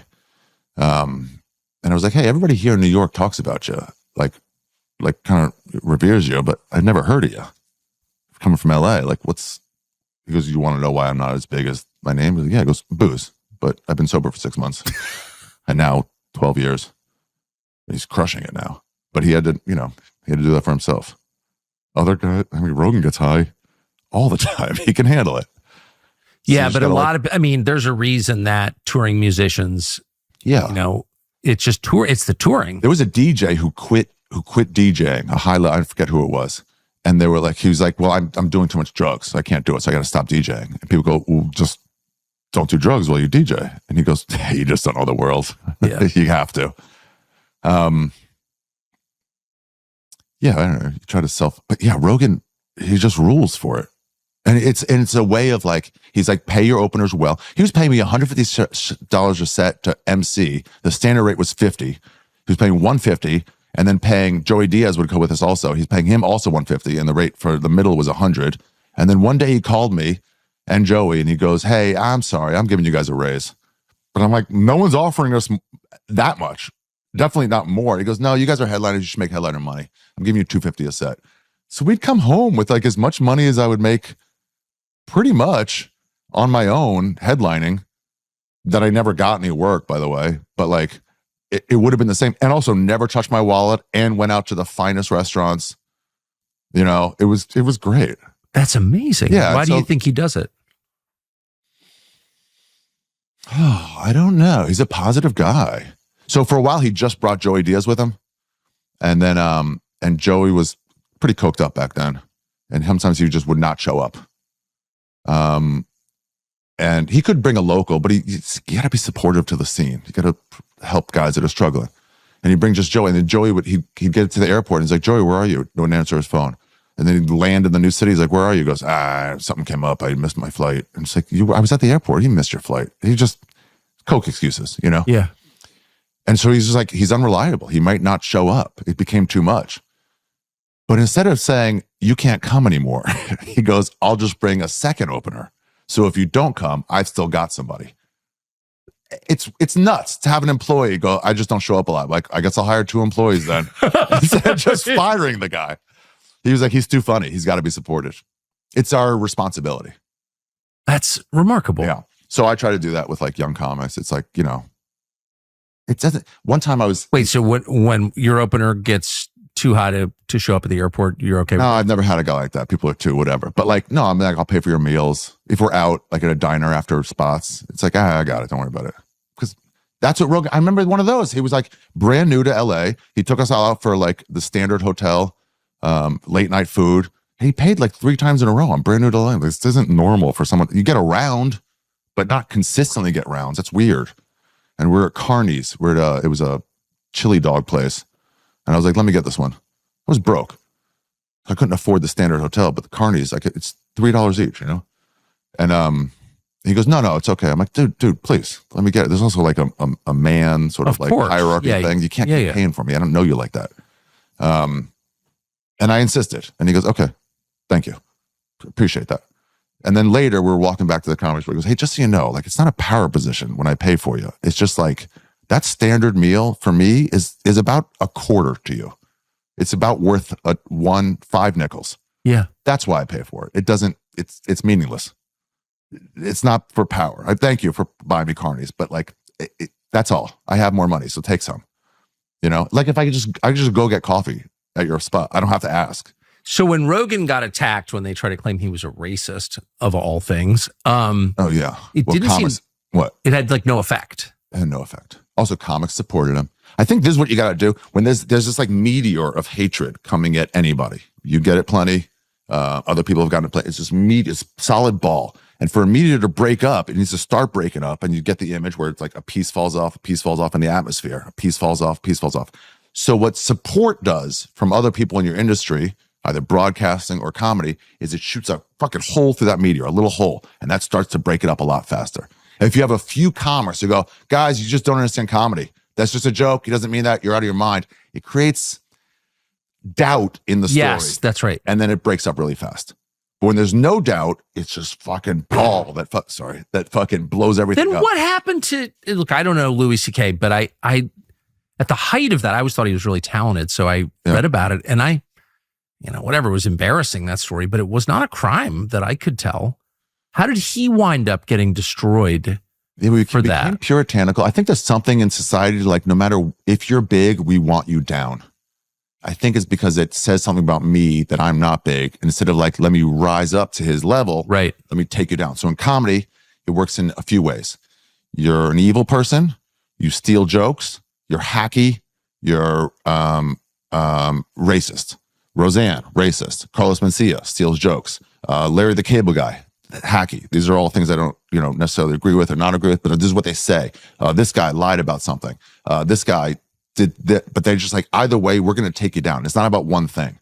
If it was about one thing, I'd be like, this society doesn't like that thing. Right. But since it's about lots of things, it's like, what the common factor is, you're big. You're all big. Let's take you down. Yeah, with Roseanne, she offered like a legitimate explanation. That lady looks white. I saw a picture of her. She looks like an old Jewish lady. Yeah. And then it's like, that's a believable fucking retort. But it's like, we want you out of here. Do you know her, Roseanne? I've met her a few times. Great person. Yeah, I don't know her that well, but Truly a cool, interesting person. lunatic. Absolutely, Yeah. 100%. But in touch with something deep. She's not a I've seen her shallow catch person. a vibe on stage, and it's not even jokes. It's just a vibe, and she just gets people on a wave. Like, it's pretty special. But yeah, I don't know. They go after Rogan. They go after Louis. I think it was that. I think because what they were going after him for was puritanical. Oh, yeah. It was, you're not doing sex the way we do. But I mean, when I was in college, I started bringing up verbal consent, and it was brought up by virgins who had never really experienced sex. If you ask any normal woman how they feel if a guy's like, may I kiss you? And they say, okay, yes. May I touch your breast? Like, dude, we're done here. Yeah, because you're weak. Yeah, you're weak. Go for it, and I'll say no. That's how you know. It's not like you're not holding them down. You're just like, it's like, I'm like, okay. I mean, I've gone in for a kiss, but like, no, I don't see you like that. I'm like, okay, it's embarrassing. Yeah. I'm not going to do it again. I feel shamed. They try to like, that's okay. I'm like, When was the last time that happened to you? Yeah, a long time ago. Good. Yeah. Just checking. Yeah. Yeah, a long time ago. Yeah, and it's like, but we were like, that doesn't work in real life, verbal consent. And he got verbal consent. May I do this? Yes, you may. Okay, I'm going to do it. Okay. Fuck you! It's And they actually took him out. and they did. And because then people were like, well, I can't. I think that.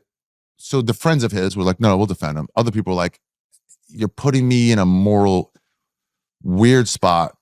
You're saying he's this evil guy, and if you defend evil, and you're out. I mean, Norm Macdonald saying, hey, I don't think Roseanne meant that. And they go, well, now you're off the Tonight Show tonight. And he goes, I'm not excusing it. I'm saying it wasn't the right person. If somebody goes to me like, fuck Seth Rogen, he's anti-trans and his podcast only has this. I'm like, oh, I think you mean Joe Rogan. They're like, fuck you, don't tell me what to think. You know what I mean? And it's like, you can't even argue with you're at the wrong door. You're at the wrong door. That's what happened to, what's her name? That black chick who got shot through the fucking wall. They went to the wrong house. What's her name? Oh, in North Carolina. Say her name. Yeah. I never did say her name, though, so I can't remember. Yeah, damn, well. It shows you what kind of person I am. But it's like they're going to the wrong house, and you're like, you're at the wrong house. Like, don't you tell me you're an evil person. So they made people feel weird about even defending Louis. But it was like, what are you talking about? Whatever. But it's also, when you take a step back from it, it's all comical. If you don't take any personal, like, I know that guy. So here's a game I play. It's called Defend Them. That's what I was going to tell you. And it doesn't work with full rapists. Okay. But anyone else, imagine they were your friend. Yeah. And you had to explain to people, Louis is a good example, of why someone's not wrong. There was a comedian in the UK, we're at the Edinburgh Festival, and he was doing it was called When Heresy Met Sally. This guy, Finn Taylor, he's a great comic. And he takes these long, one year he did Whitey McWhiterson was his hour. It was all about just white people and culture. And he takes every side, South Park style, every side. And When Heresy Met Sally, he had some great lines in there. He goes, men are the only ones that rape ourselves. He goes, women, do you ever have sex with a guy and then it gets weird the next day? He goes, he didn't want to have sex. You raped him. You talked him into it. And he did this thing about Louis, and he goes, he asked some women if he could do that, and they said no, and I guess he did it anyway.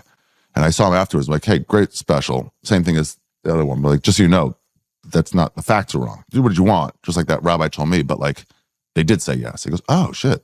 And to his credit, he changed it. It was like, I didn't want to get it wrong. So he changed it. Made it still a funny joke, but yeah, like, let me get the facts right. Definitely. So anyway, fuck. I haven't smoked weed today. At all? Yeah.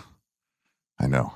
This place. It's a weird Wait, let me state. just ask you, who you know Louis C.K., but are there people you would defend who you don't know? Yeah. Okay. So that's the game. Thank you. It's defend them. So act as if they're your friend and say what happened. So with Louis, it's like he asked someone for two girls come back to your hotel room, which, by the way, always implies women aren't idiots. You know what they want, at least. You know what they want. no victim blaming. But if I walk out with $100 No, but bill, there are no surprises if you right. This is, you know what this is probably. Exactly. So you could be like, let's meet downstairs if you don't want that. Okay, so you're at least putting a guy in a weird position. If I walk out with $100 bill in the ghetto in Avenue D in New York and I get robbed, I shouldn't get robbed. But also, like, don't do that, you know? So anyway, if you defend him, it's like he asked for verbal consent and got it. And they go, well, his high-powered manager tried to shut these girls up, or, this is the defend them game, or his friend, his manager / his friend was saying, hey, can you shut the fuck up? He's married. Yeah. Can you shut the fuck up? And not he's silencing them, but just like, hey, quit saying this shit about my fucking friend. Use your head. He's married. That's not the same as like trying to silence a fucking female voice. And Janine said this on a podcast. She goes, we all thought it was funny when it happened. We all thought it was like, what a dork he is. Yes. Which is great. Yes. A guy who jerks off in his stomach should be mocked. Of course. But should continue to work. Anyway, so defend them. John Gruden. Remember that? No. He was a coach for the Tampa Bay Bucks. Yeah. It's a sports team. I know you're not into that. I've heard of him. Okay. He used to be a coach for the Raiders. And in the interim, he worked for ESPN. And he was talking to the owner of the Redskins online, his buddy. He was friends with him. And they were shitting on Roger Goodell, the commissioner of the league. Good for them. And he called him the F word for gays. Yeah. He goes, he said, whatever. And they were like, you said this? And it was in leaked emails in an investigation into Daniel Snyder, the owner of the Redskins, the old owner of the Redskins. And they leaked this stuff on purpose. And they go, what's that? He said, I go, okay, it's either a homophobic slur or it's an employee privately with another employee talking shit about their boss, who's, by the way, hetero. So to call him that. Is that confirmed? I don't know. He's more hetero than fucking Tim Dillon. But so it's just a guy talking shit about their boss privately. That doesn't sound nearly as bad. Defend them. Play the defend them game and you'll realize, oh, actually people are not these evil monsters that you think. I love that. Yeah. Do you have forbidden figures in there too? Is it only people you know? Oh, so you research it. It's almost like a parlor game at a party. Who do you play this with? You can do it at a house party, but people like don't want to be the one defending, especially liberals, or actually the other way. Yeah. If it's like super Republicans. Yeah. Most of us are in the middle somewhere. 80% of us are in the middle somewhere. And the fucking vocal parts of each side are way, way out there. It's like Islam. It's like the ones who are running it are the fucking bomb makers. Yeah. But the most of them are just like, hey, you're supposed to love your wife. Yeah, exactly. So they don't like it. If you pull fucking AOC out, about something and you're a fucking hardcore Republican, you're like, you got a defender. And you're like, all right, let me look into this. And it's kind of debate club. And you realize no one's a fucking monster. The monsters are gone. Again, doesn't work with credible accusations of rape. Study is coming in handy through lifelong. Like you're looking at all sides of the question. Yeah. It's a fun game at a party. You put few people's names in a hat and you pick one out and you go. Have you ever defended someone you don't like? Yeah, all the time. And you realize, oh shit, if that was my friend, I would see the good in him. That's not the case. Or this story was wrong, or they left out a certain part of the story to get their way. The cops in the Rodney King beating. Yeah. You know that, how they cut out the first 7 minutes? Oh, of course. And it's like, doesn't excuse beating someone much, but it does somewhat excuse. It does explain it better. Exactly. When he's fighting to a standstill with 3 cops, by the way, if you punch a cop, they're going to punch you back. You think? They're going to go hard. Yeah. That's the deal. And he's fighting to a standstill with 3 of them, and they come in like, you don't do that to our fucking friends. But if you start with 7 cops beating a guy, like, he's defenseless. You're like, well, yeah, you're not seeing the whole story. If I call you a piece of shit, and then we cut to you walking alone, it looks like you're walking sad alone because I called you a piece of shit. But that's not the real story. We're having a good time. Exactly. So anyway, defend him. It's a fun game. I'm going to play tonight. Yeah, try it. Again, it does not work with rapists. Actually, you know what I'm going to do? I'm going to defend you. Okay. Yeah. All right. Yeah. He's a good guy. Yeah. Ari Shafir. Thank you. Buddy, it was great to meet you. It really was. It was awesome. Great to meet you. Thank you. Yeah. I did not tell my mom I was coming to meet you. Why, she's not a fan? She's a fan. It's all these people. And I'm like, he was an anti-war guy at Fox News who followed the dead. He's not, how is he that guy that you think he is? Well, you can't be anti-war. That means you're a fascist. It's racist to be I think you're going anti-war. to different with the FA, but With the what? with the FA, you started saying fascist, I thought you were going to say something else. No. Because I learned you can't even call Roger Goodell that. Yeah, exactly. So I wonder. Buddy, it was great to meet you. I want you to do my travel podcast. Done? I know you've been You have places. a travel podcast? Yeah, it's called You Be Trippin'. It's just about a place, no politics. Man, there's one thing I've done a lot of is travel. Yeah. And I think it's the most educational thing you can do. Yeah. I really believe that. I don't know why more people don't do it. Oh, it's so I feel like good. our rich people in this country, I am one, but they don't travel right. Yeah.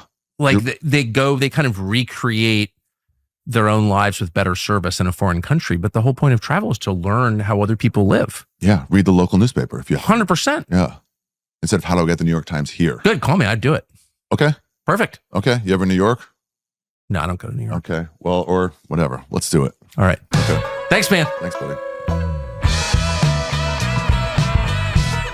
Thanks for watching our YouTube channel. We hope you'll subscribe to it. And by the way, you can hit the little bell on there and get notifications every time we produce a video. We hope you'll do that also. What do you think would happen if Kamala Harris got elected president?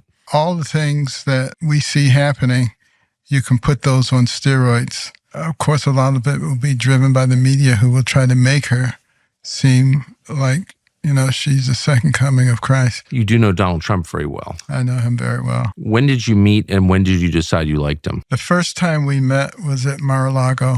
But then you ran against each other in the Republican primaries. During the campaign, we talked, and I told him that God chose him, that he was going to win. There were a whole bunch of us running. I said, you're going to win because God is going to use you to help save our country. And he did.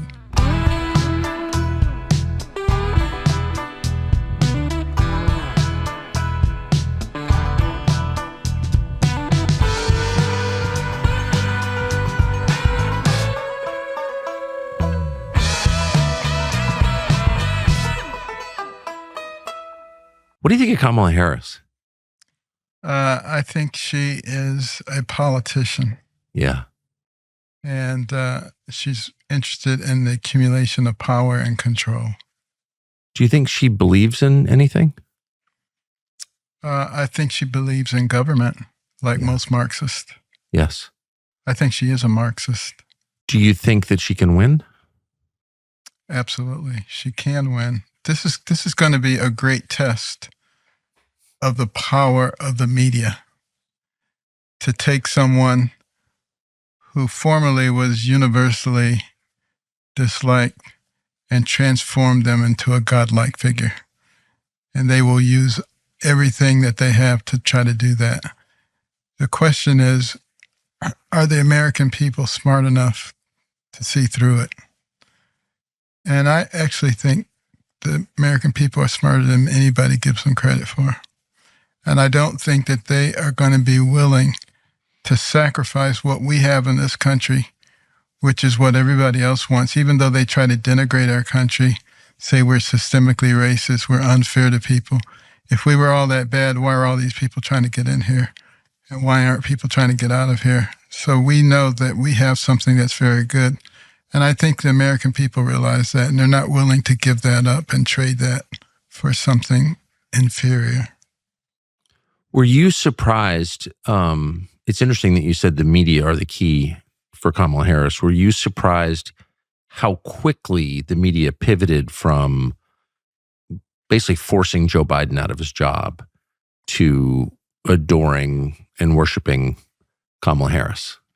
No, that didn't surprise me at all, because I've been watching the media for a number of years, and I see how they're like a flock of birds. Have you ever noticed a large flock of birds, and they all turn at the same time, and they all go, and you say, how in the world are they doing that? They almost have this cohesive communication, and they work together. I accused one of the media of that about a week ago, and they said, how can you say that about us? Then I started talking about how they use the same language within minutes of the time that something comes up. Is it just a coincidence that they use the same language and the same phrases? they had to admit that there probably was some degree of cooperative work going on there. Do you think that there's coordination, or it's a conspiracy of shared instinct? They all have the same worldview. Both. I think both of those things are going on. But there's no question that they have lost their original intent. The media, the press, is the only business that's protected by the Constitution. And there was a reason for that. It's because they were supposed to disseminate unbiased information to the people so that the people could determine what their will was, because the country was supposed to be run on the will of the people. Now, the Europeans thought we were crazy. They said, you can't have a nation that's run on the will of the people. You have to have a monarch. You have to have a ruling body. But we have demonstrated for a very long time that we can run on the will of the people, but that is being distorted significantly because the press has, instead of deciding to disseminate unbiased information, they have decided to put their thumb on the scale and to push a certain agenda, which, when you think about it, makes little sense, because the agenda that they're pushing is more of a socialist, Marxist agenda. Well, what do socialists and Marxists do when they get in power? They control the media. It's almost the first thing that they do. Yes. So they're digging their own grave.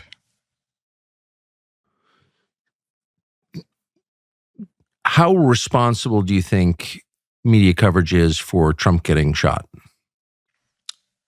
There's no question that they poisoned the atmosphere by saying, he's like Hitler and he's going to destroy democracy and is sort of Satan incarnate. When you have people who perhaps are not fully capable of controlling themselves, they can easily be influenced by that kind of activity. And it's just wrong. Now, I would quickly hasten that it's done on all sides in the political arena. Spending time demonizing other people because somehow they think that helps, and it does help for some people. Wouldn't it be amazing if we could actually discuss the issues? Yes. What are the policies that actually impact people's lives? If we could spend nearly as much time on that as we do talking about each other and denigrating each other, I think we could make some real progress. And I think we might actually find that there's more agreement than you think there is. I'd say 80% of issues your most radical left-wing and right-wing people would probably agree on. But we take that 10 to 20% and we magnify it and we make it the biggest issue to the point that people hate each other. What do you think would happen if Kamala Harris got elected president? I think we would continue to move in a very leftist direction. I mean, she was the most radical left-wing member of the Senate. She was even to the left of Bernie Sanders. She was a co-sponsor of the Green New Energy deal. She wants Medicaid for everybody, mandatory, no private insurance. As the DA, she was the one who basically didn't want to punish people who were guilty of horrendous crimes and repeat offenders. And she wanted open borders. And all the things that we see happening, you can put those on steroids if she becomes the president. And I hope people will go back and look at her record. Don't just listen to pleasant words that will be interspersed with ridiculous laughter, but go back and actually look at what she did and what she has said. And I think people will remember why she got no traction at all when she was running for president. I'm really struck by that. I'm struck by how little popular support she's ever had, ever. So now, according to some polls, she's the sitting vice president, but she's the front runner in this race. How did that happen in a country that's supposed to be run by its people? That's a representative democracy. Well, I mean, you talk about a threat to democracy when the votes of 14 million people are just tossed into the wastebasket, and a bunch of backroom politicians make decisions. You're talking about the primary votes. Right. Then we end up with somebody who, on their own merits, would never have been in that position. That's a real problem. And there are consequences for doing things like that. You know, the reason that our country accelerated from a bunch of ragtag militiamen to the pinnacle of the world is because we had a process, and it worked well, and it reflected the will of the people. When you throw that out, you can't anticipate that things will continue to go smoothly. They won't. And, you know, we've just thrown a big kink in the whole thing, and hopefully the American people will correct it. You know, I think our founders were very, very smart people, and they studied every single governmental system that had ever existed in the history of the world, and they were eclectics. They extracted the good things and they excluded the bad things. But one of the things that they noticed when they studied all of these governments is that all governments move in the same direction. Regardless of how they start, regardless of how lofty their ideals are, they grow, they infiltrate, and they dominate. And they wanted to give us a government that wouldn't do that, that would leave the people free and in charge. And that's why they work so hard. And as you know, it was very raucous, and there were a lot of different opinions about how to do that. And in the last convention in Philadelphia, Constitutional Convention, the whole thing was about to dissolve. Everybody go their separate ways. And elder statesman Benjamin Franklin, 81 years old, said, "Stop. Gentlemen, let's get down on our knees and let's ask God for wisdom." And they prayed, and they got up, and they resolved their differences and gave us the Constitution, which I believe is a God-inspired document. But if we neglect it, if we don't adhere to it, then we will suffer the consequences. And that's what the battle is right now. The battle that's going on in this election is not about Democrats and Republicans. It's about people who want a country that is of, for, and by the people, and people who want a government that is of, for, and by the government. That's what this is about. So if you were in charge of Donald Trump's campaign, is that what you'd run on?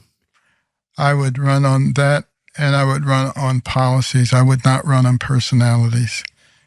You know, that's a distraction. It's very tempting with Kamala Harris. It is tempting, but, you know, much more tempting to me is trying to make sure that we show the contrast between those two systems, because they are very different. You know, one of them will create a situation where the workers control their own lives, control their own budgets. And one of them is a situation where you turn everything over to the government, including your hard-earned wages. Yes. And they decide what to do with them. Do you know Kamala Harris? No, I've never met her. You do know Donald Trump very well. I know him very well. When did you meet, and when did you decide you liked him? The first time we met was at Mar-a-Lago. And this was maybe about 10 years ago. It was before either of us got into the political arena. And we were just enjoying each other's company. and someone says, Rod Stewart just came in. He said, I don't care. This is Ben Carson. I knew what kind of person he was at that point.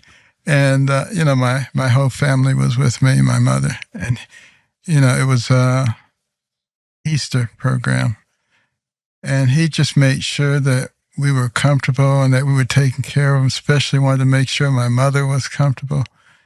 And there were all kinds of celebrities and important people walking around, and he was just trying to make sure that we were comfortable. And that's the kind of person he is. I noticed, the workers, the people who serve the meals, the people who park the cars. He knows those people. Yeah, he knows their names. He knows their families. The same thing at Trump Towers when I went there. And he seems to be a genuinely caring person. It didn't take long before he knew my family, knew their names. He's just that kind of person, as opposed to the very superficial politicians who are always playing to the cameras and couldn't care less about you once you got out of the camera range. You've seen that too? Oh, I've seen that many times. Absolutely. But then you ran against each other in the Republican primaries, and it didn't seem to wreck your relationship. No, well, we discovered pretty early on in the process that we were very compatible. And, I was not a person who really particularly wanted to be president. I ran because there was so much insistence that I run after I gave the presidential keynote for the presidential prayer breakfast. And I had over 500,000 petitions in my office. There were people every place I went with signs, run, Ben, run. And, I really didn't want to do it, but there was just so much pressure.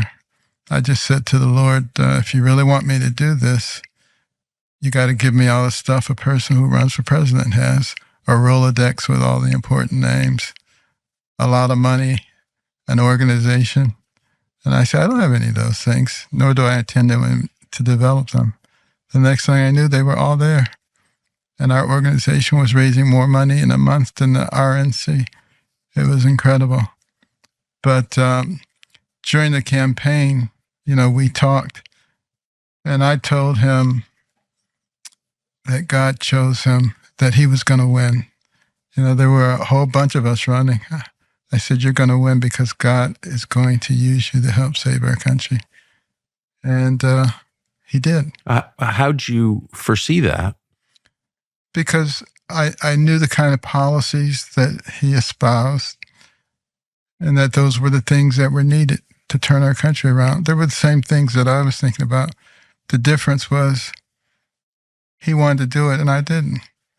So that's why I endorsed him so quickly when I dropped out. And what did he say when you told him you believed God had chosen him to save the country? What was his response? I don't remember his specific words, but he was kind of taken aback that I would say that. And he reminds me of that very frequently. And I think he's really thinking about it since the assassination attempt, recognizing that he's there for a specific reason. And, I had a hard time when I dropped out convincing my followers to go with him. I got a lot of calls, particularly from evangelical leaders, and I just said, no, don't be swayed by all the noise. Look at the policies that this man is putting forth, because we have to save our country. And think about all the people who preceded us and the sacrifices they made. We can't throw it all away. And we've got to be able to overlook some of the things that the media is going to try to focus you on. Those aren't the important things when it comes to a leader. And I explained to them that, this was a man who made his way in the real estate market in Manhattan, one of the toughest real estate markets anywhere in the world. I said, you're not going to be successful in that market unless you're very tough. And that means you may have some rough edges. And we just have to recognize that and be able to move beyond that and see that this is a man whose policies, do you agree with those policies or do you not? And several of the leaders then came and started thinking in a different way. And we had a big evangelical rally. At first it was going to be like 50 pastors. It ended up being 2,000. And at that time, I think he realized that, boy, this is an incredible block of people that we need to be working with. So much poison now in our public square, and if you take almost all of it and trace it to its roots, you will arrive at the same place, the higher education system in the United States. This is coming out of our colleges and universities, and it's not an accident. Radical professors and administrators have transformed higher education into this country into an indoctrination factories, specializing in teaching anti-American, anti-human ideologies. That's not an overstatement. So instead of encouraging civil debate in the pursuit of truth, which was the point, universities teach students that they should become social activists, deranged social activists, and that's the highest level of achievement. So instead of shaping American citizens who defend their rights and are proud of their heritage to keep the country going and our civilization intact, universities instead celebrate global citizenship and promote contempt for the achievements of the West, hatred of our own civilization. Instead of teaching students to behold nature and its undeniable God-created beauty, they push anti-science nonsense like transgenderism and climate panic and the worship of public health bureaucrats, dumbest of all. Most importantly, instead of providing an education that seeks transcendent truth from God, universities teach students to reject the concept of the divine and think only about themselves, institutionalized narcissism. The result of this, of course, is sad. American universities, once the envy of the world, have become hostile, mediocre places. But there's at least one college that stands apart and has for 180 years. Hillsdale College has stayed true to its original mission, even in the midst of all this chaos. Hillsdale was founded in 1844 by patriotic abolitionist Christians. They were providing information and education necessary to, quote, preserve civil and religious liberty and intelligent piety in America. And they've done that from the beginning. Hillsdale has always refused to discriminate based on race, religion, or sex. And in effect, that means no racist quota systems, no DEI officers, no Marxist struggle sessions posing as education in the classroom. No, Hillsdale has stayed true and kept faith with the old idea that the purpose of a college is the shared pursuit of knowledge. To remain independent in doing all this, and it hasn't been easy, Hillsdale is one of the only colleges in the United States that refuses all government funding. Federal, state, local, none. And unlike so many universities that rely on a government subsidy and view most Americans with contempt, Hillsdale is committed completely to sharing the best things from its classrooms to every person in the United States, every American who wants to learn for free. And as part of that commitment, Hillsdale offers free online courses based on its core curriculum that every student there takes on campus. That would include American history, politics, the Bible, classic literature, Western philosophy, music, foreign policy. It keeps going. And they're great. More than 4 million people have taken free online courses with Hillsdale, no charge whatsoever. Check it out. Go to tuckerforhillsdale.com to start learning about everything that Hillsdale offers. Again, even if you're opposed to college, even if you're one of the many Americans like me who thinks, if I had to do it again, I would never send kids to college, Hillsdale is different. Check them out. And while you're there, you can sign up for their free course on the American left right now. This course explains the origins and the fundamental ideas of the modern American left. We talk about it a lot on this show. The course explains where it came from. It explains how transgenderism, identity politics, global government, these are concepts that were formerly just at the fringes of academia. True, crazy people, tinfoil hat people, all of a sudden they're at the very mainstream, the core, the center of American public life. Why? This course will explain. It explains how neoliberalism arose in the 1970s and how that idea has changed the very core, the basis of America, the morality and the economy of the country we live in now. So fixing all of this, recovering the American way of life, is going to be hard. It's not going to be easy. But part of the work is learning that there is truth. And there's a history to all of this. It happened for a reason. They don't want you to know what the reason is. Hillsdale will tell you. Sign up for free. Start learning about Hillsdale and from Hillsdale. Go to tuckerforhillsdale.com. Highly recommended. So then you went to work in the administration. Yes. What was that like? I had a very hard time in the beginning, obviously, because I didn't have a deputy secretary for 8 months, and I didn't have any assistant secretaries for 5 months because they were playing politics. Didn't want to give me the people, hope that maybe I would go away. But of course, that just makes you more determined to stay. Yes. And once we got the right people in place, it was wonderful.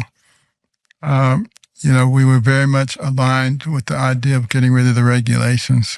When I was running for president, I talked about how that was the major cause of sluggish economy. We had so many regulations. We got rid of over 2,000 regulations at HUD, regulations and sub-regulations, which made it much easier to get things done. And of course, we had a situation, you always heard the stories about the malfeasance, the fiscal problems going on at HUD. You probably noticed a year and a half into the Trump administration, you never heard those stories anymore, because we were able, with much cajoling and arm twisting, to get one of the former senior partners at Ernst & Young to come on and really to take on the whole HUD organization, which was difficult. He said in the beginning, he looked at the books and he said, Ernst & Young would never have taken you guys as a client. No. But fearing criminal exposure. Exactly. But it was fixed and probably is now the best run agency in Washington, D.C. I hope they haven't destroyed it all by now. But it made it much easier to get things done. It was easy to work with President Trump because he realized what we were doing, understood, the business of real estate, of housing, and was a tremendous partner in getting it done. Would you go back into a second Trump administration? Let me put it this way. I am fully dedicated to helping to save our country. And, there are a variety of ways that can be done. And I will be following the guidance from the good Lord in terms of which is the best way to do that. So Trump was getting more support from African Americans than any Republican since Nixon, I think. Maybe even more than Nixon. Does Kamala Harris change that? There's no question that there'll be some people who will vote for her just because of the demographics that she represents physically. But I'm not sure it's going to be as great as they think. When she was running for president, she didn't get a large amount of Black support. And I know the media is going to do everything to make her seem like Martin Luther King in a different body. But I think people maybe are not going to be as easy to manipulate as that. And I think Trump will continue to attract a lot of people in the Black community because his policies recognize that a rising tide lifts all boats. And, I don't think Black people are particularly interested in having an advantage over everybody else. They just want a level playing field, something that works for everybody. And I think that's one of the reasons that Trump is attracting so much attention. Kamala Harris wouldn't be an obvious kind of leader of African Americans, and she's, grew up in Canada, had a Jamaican immigrant father, an Indian immigrant mother, doesn't I mean, that it's not obvious why she would be the choice of African Americans, I guess. No, it's the perceptions. Yeah. And of course, a lot of it will be driven by the media, who will try to make her seem like, she's the second coming of Christ. But I just don't think that that's going to work in this particular case. Not to mention the fact that in the past, at least, she has not been an inspirational individual. And, her speeches have certainly not been the kind that would have people fired up and saying, yes, we will go to the end of the earth for this woman. Yeah. So I hope she has some really good speechwriters. Yeah. I mean, it's interesting if you can get Kamala Harris elected president, you've kind of proven that the democracy's fake, I think. Well, Nancy Pelosi once said, I can take this glass of water and I can put a D behind it and get it elected. There's no question there is a machine and there is a mechanism for doing things. So you saw how effective it was in Pennsylvania for Fetterman at a time when, before he recovered from his stroke, he was a basket case. He couldn't talk. And yet he was still able to be elected over someone who was very articulate and very logical, Dr. Oz. So no one should underestimate the impact of that machine and what it can do. I don't think we're allowed to talk about voter fraud on YouTube, which tells you that it's real. But are you concerned that letting in tens of millions of people illegally will have an effect on the outcome of this election? Well, of course it will. I mean, that's the whole purpose of it. And I've talked to people who told me, they in Baltimore go into the voting station and just vote. They didn't have to show any ID. They didn't have to do anything. I remember one person who worked with me said, I went in there and they told me to vote. And she said, do you want to see my ID? And they said, no, we don't need to see your ID. So think about that and then multiply that by hundreds of thousands or millions of people. It can have a profound effect on the election. But also think about the fact that when people come in here illegally, they get legally counted in the census, which then is used to help determine how many representatives they have. So it has an impact that way also. So it definitely has an impact. It's just a matter of how great that impact will be. And as time goes on and you get more representatives who lean left, then you get legislation passed that becomes very friendly to people who've entered this country illegally. And you can profoundly change it to a point where it will never move in a different direction. How far away from that are we now, do you think? I think we're 1 or 2 elections away from that. And that's why it's so vitally important that we have people who can explain this in a way that people who are not legal or political scholars understand what's going on and are not so easily manipulated. We have to recognize that we're being manipulated. And this goes back a long way. There have always been people who have not been happy with the United States and with the way that we do things. And you can go all the way back to 1963 and look at the congressional record. January the 10th, 1963, Congressman Herlong of Florida read into the record the 45 goals of communism in America and how they plan to fundamentally change our society. It was derived from a book called The Naked Communist by W. Cleon Skousen, who was a CIA agent. and had done a lot of study on communism and its effect.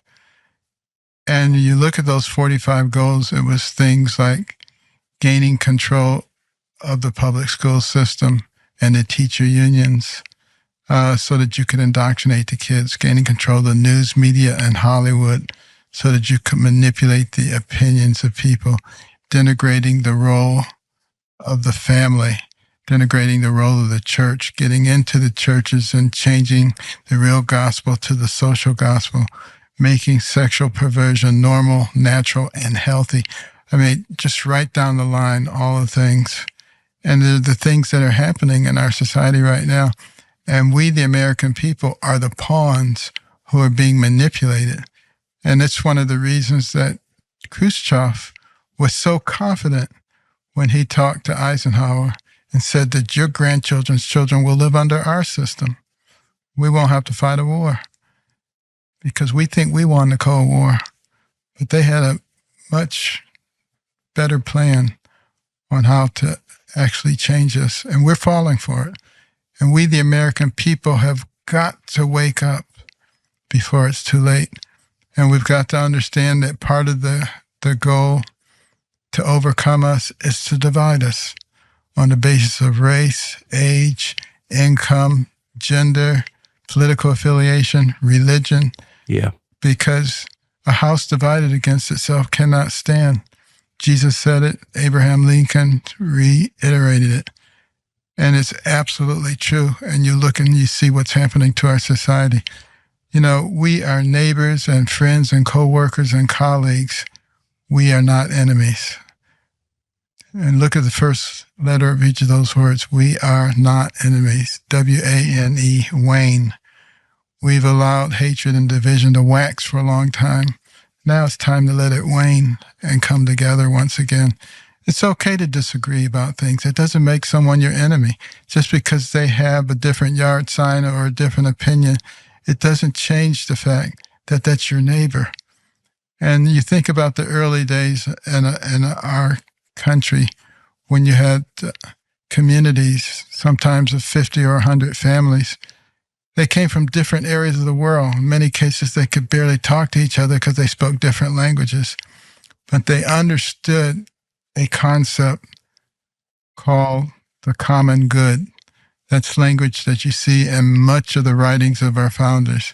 The common good, what's good for all of us, not what's good for the Polish section or the German section or the African section, but what's good for everybody. And that was one of the things that made the difference. You know, if it was harvest time and Mr. Johnson broke his leg, everybody else harvested his crops. They didn't say, are you a Democrat or a Republican? What's your religion? No. They said, you're my neighbor and you need help. That was one of the real strengths of our nation. And we're allowing that to be destroyed. We're being manipulated. And one of the reasons I believe that that's happening is because we are the major obstacle to one world government and one world domination, but we cannot be overcome militarily. So you have to overcome us by destroying us from within. One of the reasons that people talked about the common good and believed that it was important is because they were Christians, and therefore they believed in the moral equality of mankind because every person's created by God. That doesn't seem to be a common view in the way that it was even 20 years ago. And at the same time, the U.S. government seems openly hostile to Christianity, particularly the Biden-Harris administration, replacing Easter with Transvisibility Day, et cetera, putting people in prison for praying in abortion clinics, et cetera, et cetera. Do you notice this hostility toward? Oh, without question. But recognize that that's part of the overall plan of Marxism. Marxism and communism is very anti-religion because they want you to be dependent on government. They don't want you to be dependent on God. And they want you to believe that they have the ultimate say in everything. So naturally, they're going to be anti-religion and anti-God. And it's sad to see. I mean, when you look at television, the way that they mock Christians and Christianity. And you saw all of the protests that occurred recently when the governor of Louisiana said we're going to have the 10 Commandments in the schools. And the governor of Oklahoma and the legislature said we're going to teach Bible and the 10 Commandments. Oh, no, you can't do that. This is horrible. Separation of church and state. You know, the Constitution says nothing about separation of church and state, by the way. That's been distorted tremendously. But I like to ask these people, exactly why don't you want the 10 Commandments to be taught? What is wrong with thou shalt not kill? What's wrong with thou shalt not steal? Thou shalt not commit adultery? Thou shalt not lie? Thou shalt not envy? Honor your parents? What's wrong with those things? And of course, they never have a good answer for what's wrong with them because there is nothing that's wrong with them. And, these are basic principles of civilization. And you can go to the deepest, darkest jungle of Borneo, and if you find a thief, what does he do? He waits until nighttime when nobody can see him, and he goes and steals. Why did he do that? Because he knows it's wrong. There is such a thing as right and wrong, and there's nothing wrong with us teaching that to our children. I don't think they've gotten rid of religion in the public square. They've just changed the religion, and it's now transgenderism. And environmentalism. Right. But it's recognizable to me immediately as a theology. No, it is. And their belief in it is very strong. And they go so far as to want to punish those who disagree with them and make life very difficult for them. I think we're in a situation now where our society, to a large degree, actually thinks logically and understands the difference between right and wrong and good and evil. But we have people who are afraid. They're afraid to express their ideals because of the punishment, because of cancellation, because somebody might call them a bad name, because somebody might make life difficult for their family. But what we have to recognize is when you stand up for what you believe in, you give license and encouragement for others to do the same thing. And remember, you cannot be the land of the free if you're not the home of the brave. Well, here's a secret that can get 50% cut right off your phone bill every month, which for a lot of Americans is a big savings. Here's the secret. Verizon, AT&T, and T-Mobile want you to believe that you need something called unlimited data. Unlimited data! But the fact is that most people don't need unlimited data, and nobody should be forced to pay for it. It's really expensive. That's where Pure Talk comes in. Pure Talk only charges you for the data you want. How's that for an idea? So talk, text, and 5 gigs of data is just $25 per month. How much is 5 gigs of data? Well, you can browse the internet for 135 hours. You can stream 1,000 songs. You can watch 10 hours of video. So you're probably overpaying for what you use. You don't have to anymore. Switch to Pure Talk and America's most dependable 5G network for just $25 a month. And you can feel good about it because Pure Talk is proudly veteran-led and supports American jobs. Their whole customer service team is here in the United States of America where you live. There's no offshoring. The average family saves almost $1,000 a year by switching to Pure Talk. There's no contract, no cancellation fees. There's a 30-day money-day-back guarantee. It makes switching wireless companies easy. So go to puretalk.com/Tucker and you save an additional 50% off your very first month. That's puretalk.com/Tucker to switch your cell phone service to a company you can be proud and happy to do business with. Was it strange for you to go, actually like Trump, you were very famous before you entered politics. Mm-hmm. And also like Trump, but to a greater extent really than Trump, you were loved by the media and by our institutions. Was it strange to go from being a hero to a villain basically overnight? It wasn't strange. It was expected. I recognized that would likely occur. But then I had to ask myself, what are you here for? And why has God used you in this way? And why has he given you such amazing accomplishments and a platform? And obviously, it was not to look for the approval and adulation of mankind. It was to fulfill your duty to God and bring praise and honor and glory to his name. So it never really bothered me, particularly when a lot of the mainstream said he's a horrible person. And, He's a horrible person. Never mind the fact that he saved thousands of lives and came up with all kinds of new ways to do wonderful things. He's a horrible person because whatever they believe is not what he believes. And the good thing is that I don't encounter a lot of people who feel that way. When I go to the airport, when I came in here yesterday and I went to the airport, I had a line of people waiting to take pictures with me and to shake my hand and to thank me.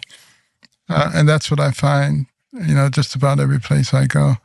So the mainstream media, they do their best to demonize anybody who doesn't agree with them. But I don't think they're as effective as they think they are. I think that's exactly right.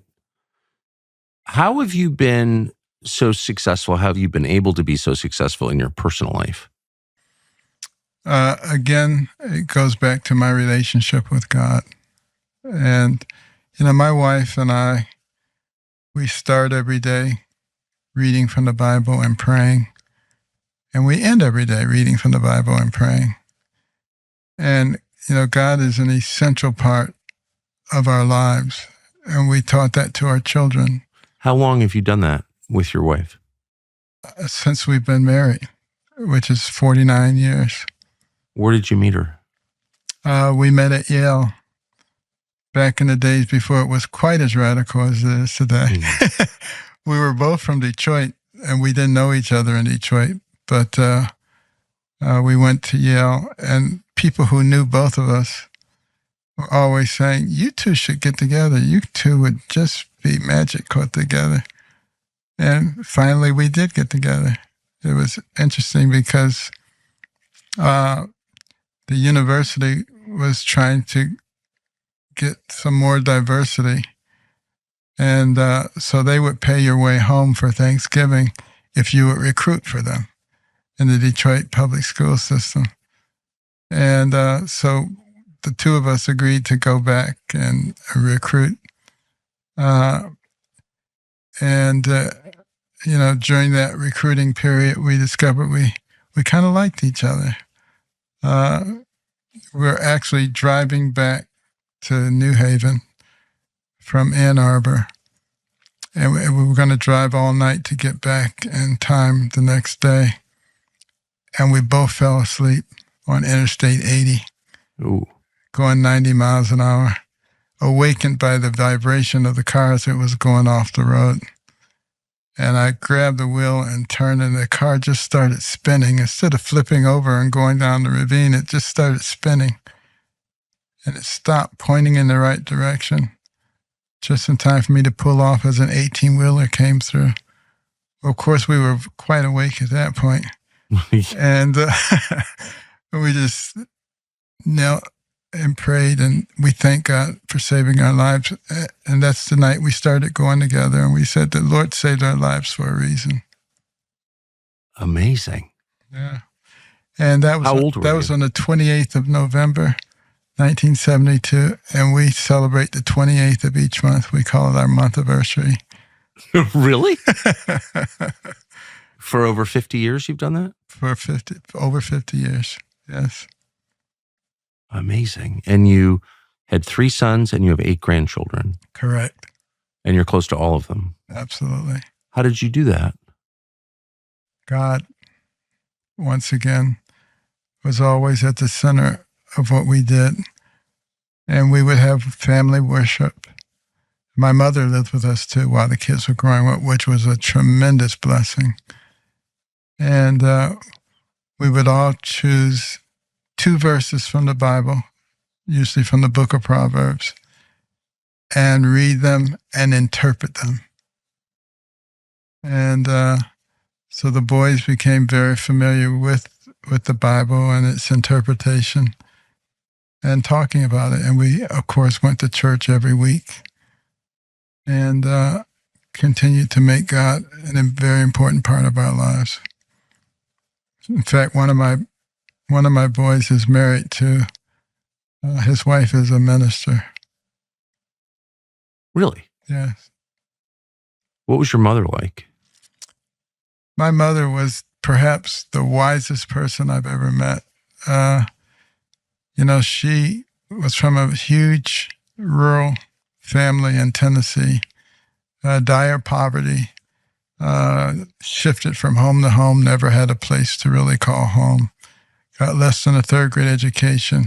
In order to escape dire poverty, she got married at age 13. And she and my father moved to Detroit. He was a part-time minister and a factory worker. She subsequently, some years later, discovered he was also a bigamist at another family. And of course, that resulted in a divorce, and she had raised us by herself. How old were you when your parents split up? I was 8 years old. Oh. And it was devastating to me. I just prayed every night that the Lord would help my parents to get back together, but it never happened. Later on, I realized why. Because, my father was into gambling and booze, drugs, and women. Women are okay, but you only need one. Yeah. And best to limit yourself to one. That probably would not have been a good influence on me. So it actually turned out well. But my mother had to work very hard to keep a roof over our head. And she worked as a domestic, but she was also a spy. And she said, I clean these beautiful homes in these beautiful neighborhoods. I'm going to spy on them and see how come they're so successful. And she concluded that they were so successful because they didn't watch a lot of TV and they read a lot of books. That was her conclusion? That was her conclusion.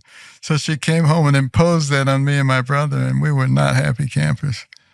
And in today's world, we would have called social services, but we had to read the books. And she wanted me to read Up From Slavery. Yep. By Booker T. Washington. Great book. The whole ideal of self-sufficiency. And as I started reading books about people of great accomplishment, surgeons and explorers and inventors and entrepreneurs, and I began to realize that the person who had the most to do with you and your success was you. It wasn't somebody else. It wasn't some circumstance. I stopped listening to all the negative people who were saying, you can't do this, you can't do that, society is stacked against you. I just threw all that stuff in the garbage. And I got to the point where if I had 5 minutes, I was reading a book. And in the space of 1.5 years, I went from the bottom of the class to the top of the class. And it had a profound effect on everything I did. But the other thing about my mother is, as difficult a life as she had, she never allowed herself to be a victim. And she never made excuses. And that was a good thing. The problem was she never accepted excuses from us either. So if you became self-pitying or blamed someone else, what did she say? The next thing out of her mouth was a poem called Yourself to Blame. You're the captain of your ship. And, it goes through several different verses. She knew the whole thing by heart. And we didn't want to hear that poem, so we stopped making excuses. How did she get that way? I don't know. She was rather unique. She was ahead of her time. And, she was illiterate. when she was making us read books and submit to her written book reports, which she couldn't read, but we didn't know that, she would put little marks and things on them and checks and act like she was reading them. We didn't know she couldn't read. But she did eventually teach herself to read, got her GED, went to college, and in 1994 got an honorary doctorate degree. And so she was Dr. Carson too. Amazing. How long did she live with you and your wife? For close to 20 years. It was wonderful having her influence on the boys as they grew up, because they got the same kind of treatment that my brother and I got. Whatever happened to your father? Did you ever see him? The last time I saw him was at my wedding when I got married. And I didn't have any hard feelings toward him. I was, at that time, understanding why he left the picture, and that it was probably a good thing rather than a bad thing. But of course, I am very pro-family, very pro-traditional family, nuclear family. That's why I wrote the book, The Perilous Fight, Overcoming Our Cultural War Against the American Family.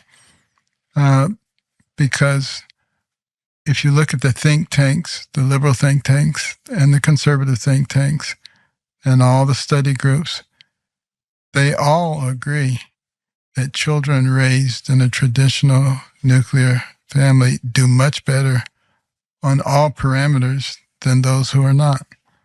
And yet we find ourselves not really pushing the traditional nuclear family. You turn on a television series, within 5 minutes, you get introduced to a non-traditional family. And not only as acceptable, but as the preferred thing. And there is a real war on traditional families. There's a real war in terms of children and the formation of families.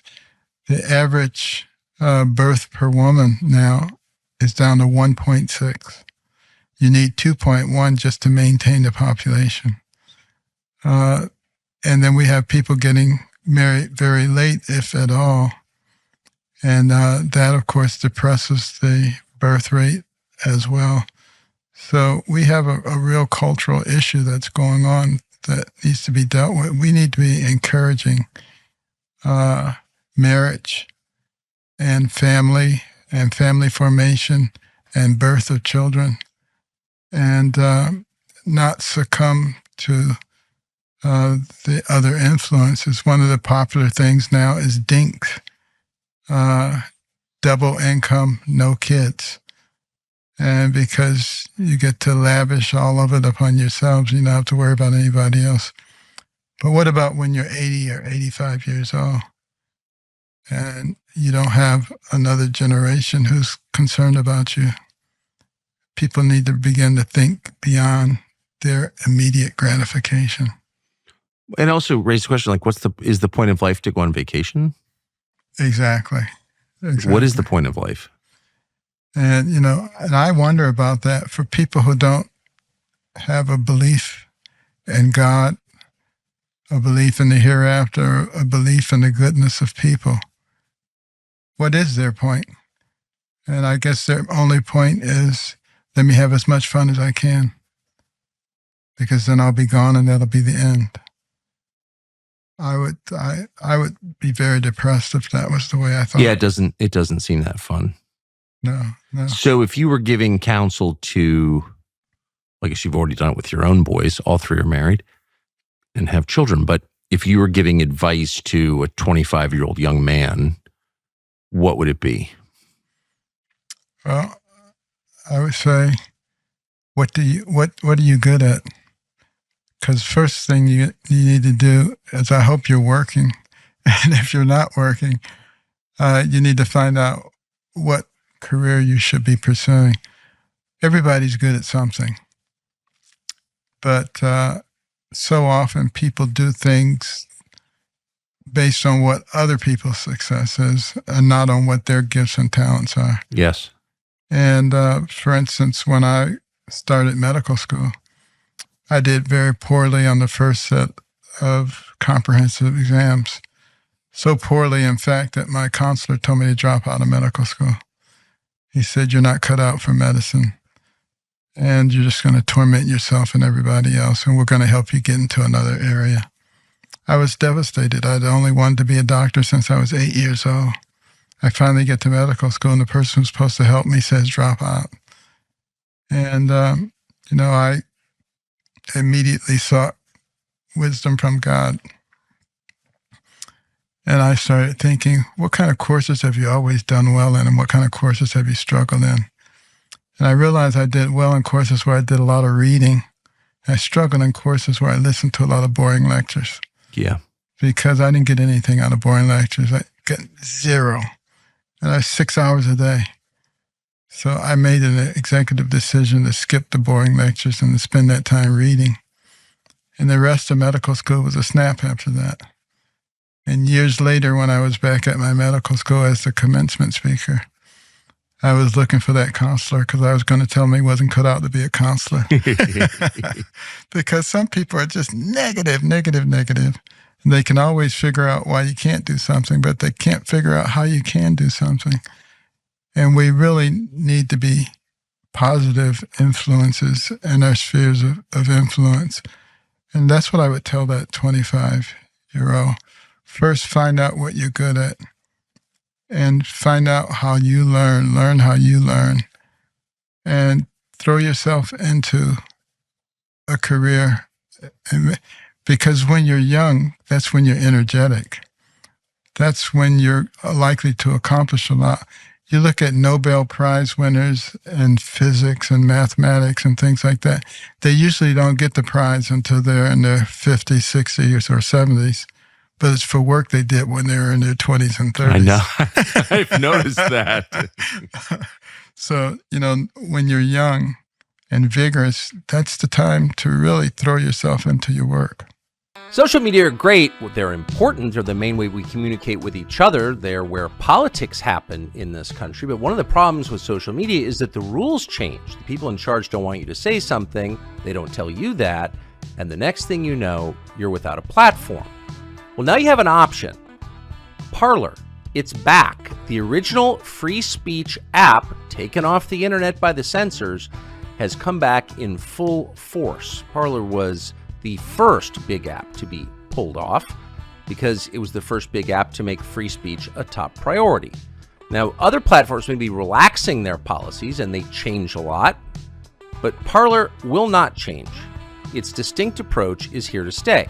By paving the way for other apps to protect users' free speech, Parler has set the standard in the industry.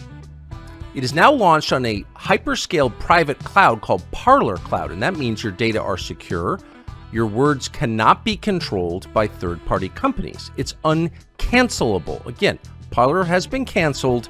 They don't plan to be canceled again, and they've taken extensive and very expensive steps to make sure it's not going to happen. Parler is not at the mercy of other companies that don't believe in free speech. And here's the best part, it's ad-free. You are not the product on Parler. Parler is committed to providing a space where you can share and engage without interference of ads or invasive targeting. So it's more than just a platform, it is effectively a movement, and its goal is to keep the free flow of information open globally, where everybody can talk without fear of suppression.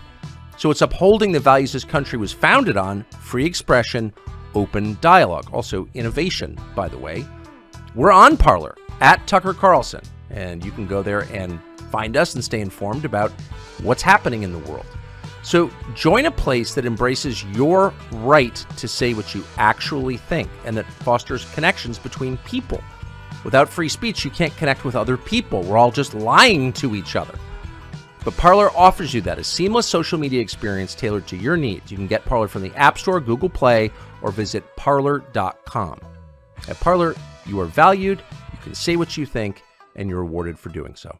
So maybe more impressive than having 3 successful sons, so that's pretty impressive, is being with the same woman happily for over 50 years, which you have pulled off. So what specific advice would you give to married men for keeping your marriage intact and happy?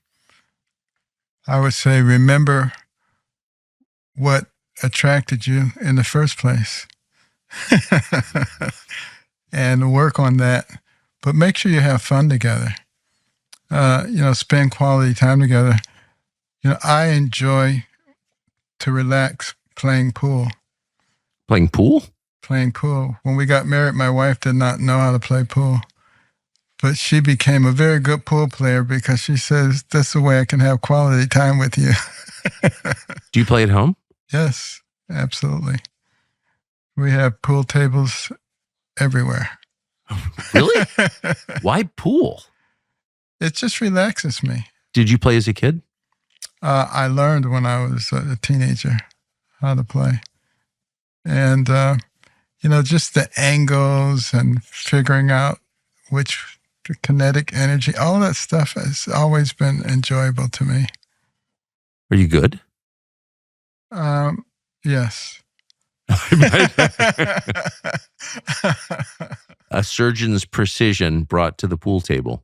Exactly. And just, doing things that you enjoy together. So that means you were in pool halls in Detroit in the 60s. No, we had a little table. It wasn't a slate bottom table, and it wasn't particularly straight. But it was something that you could learn the principles on. Why do pool tables have slate in them? Pardon my ignorance. Because if you have a wood foundation, it can warp. Yes. And you need that table to be very smooth and very level. So that's why they do it. Huh. So you still play pool with your wife? Absolutely. Who wins? I win most of the time, but if I make a mistake, she can clean a table. Amazing. It's very good. By the way, were you in Detroit in the summer of 67 for the riots? Yes. Yep. July the 23rd, 1967. I was there, tanks rumbling down the streets. It was pretty awful. But, what's interesting about that situation is the city was absolutely torn apart. There was a lot of racial hatred, and it was like a war zone. Exactly 1 year later, the Detroit Tigers were doing extremely well. They went on to win the World Series for the first time in 37 years. The city was one. Everybody was brought together because they were so excited about the Tigers. And the moral of the story is, look at the things that bring you together. Yes. Emphasize those things, not the things that tear you apart. What do you think happened? So the Detroit pre-67 Detroit was a functioning, affluent city. Well, Detroit at one point was the most affluent city in the country. Yeah. They had everything going for them. But, a lot of corruption started, unfortunately, causing a real problem. Plus, Detroit was a one-horse town. Yeah. And that's never good. You need to really diversify. So a combination of those things led to a pretty big decline. And then criminal activity became a real problem. It went from the motor city to the murder city. And that was very problematic. So when you came back on vacation from Yale, from college, did you notice the difference? Oh, yes, absolutely. And I remember how difficult it was to get a summer job because at that time there was another issue that was going on. Japan and the Japanese car industry, Toyota and Datsun and all of these things were having a huge impact on the automotive industry throughout the world. And it had a negative impact on Detroit. So that, along with the other issues that we just talked about, really took its toll on Detroit. Did you go back? Occasionally, but not very often. I don't have any family left there. What's the neighborhood you grew up in like now?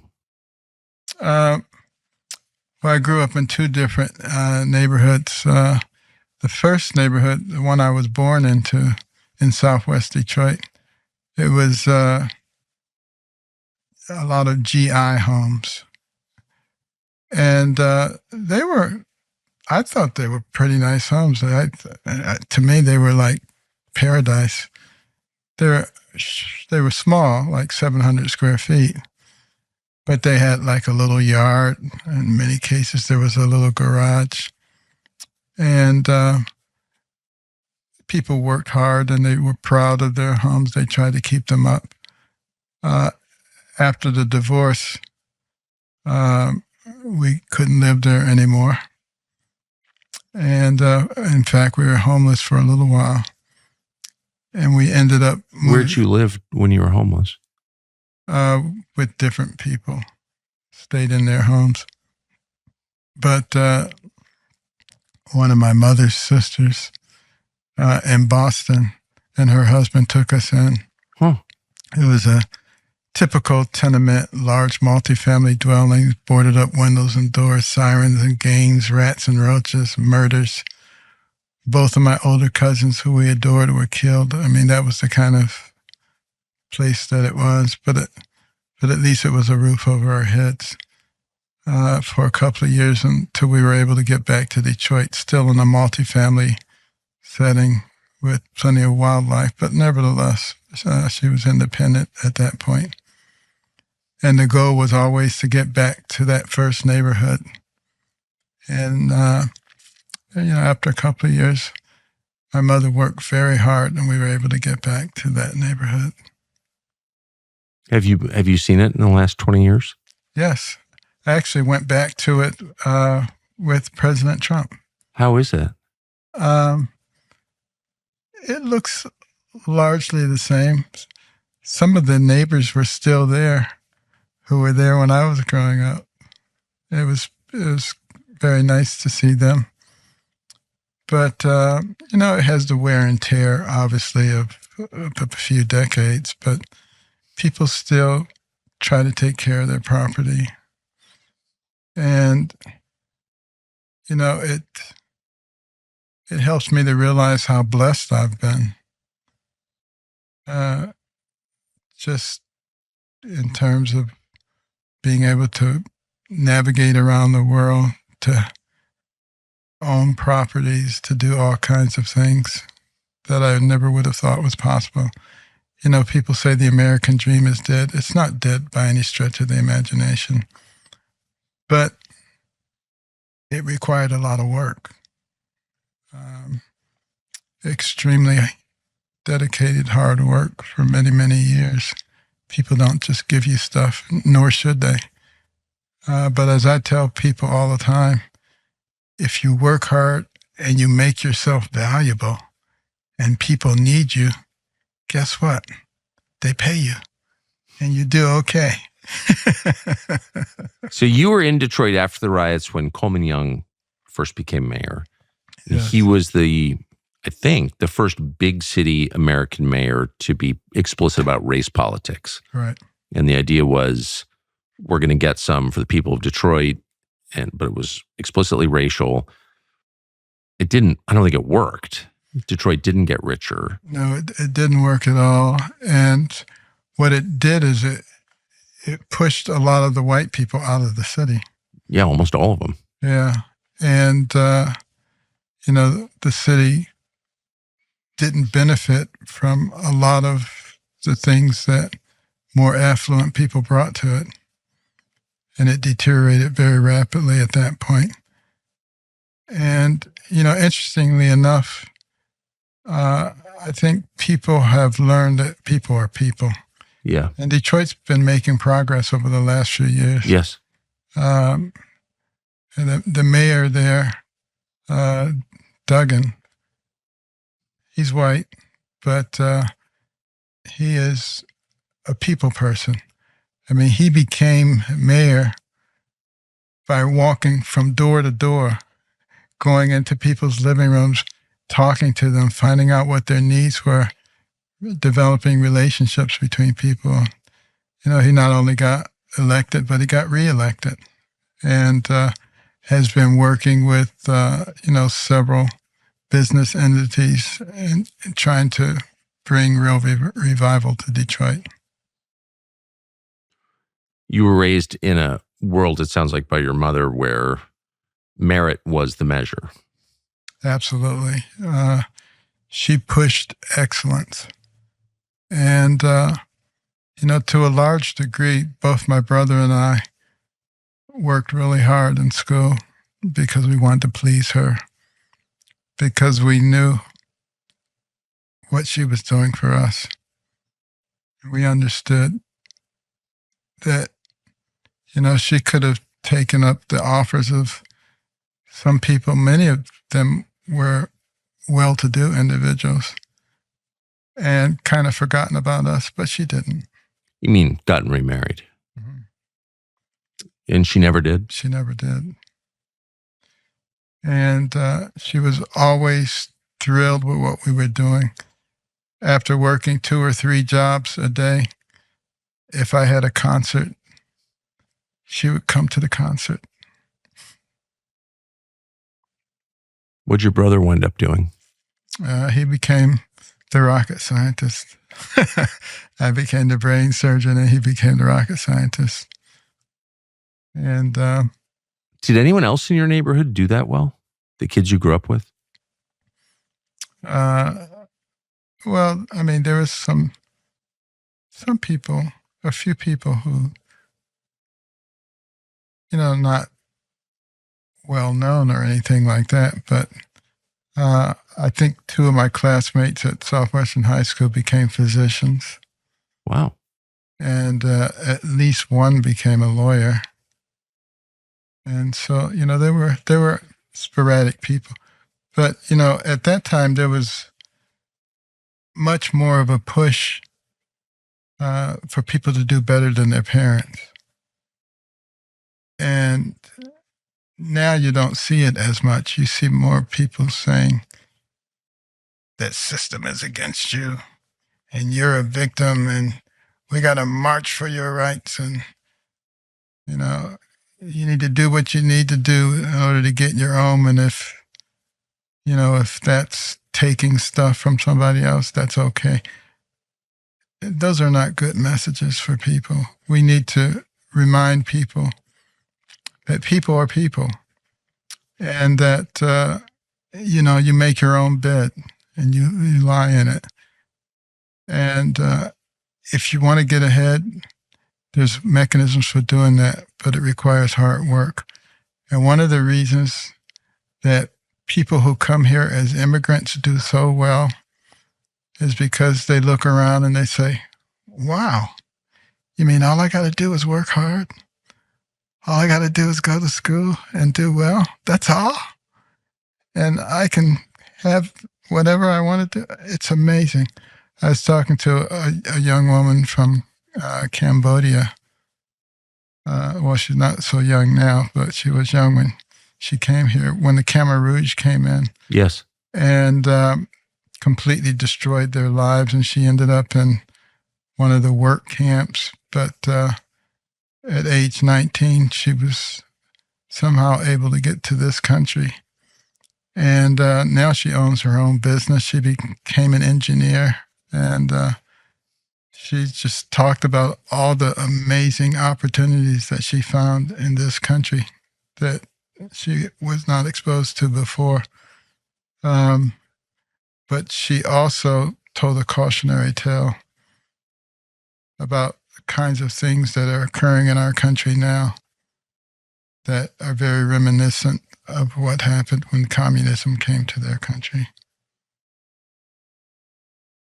And if you go to our website, AmericanCornerstone.org, we have a segment called My American Story.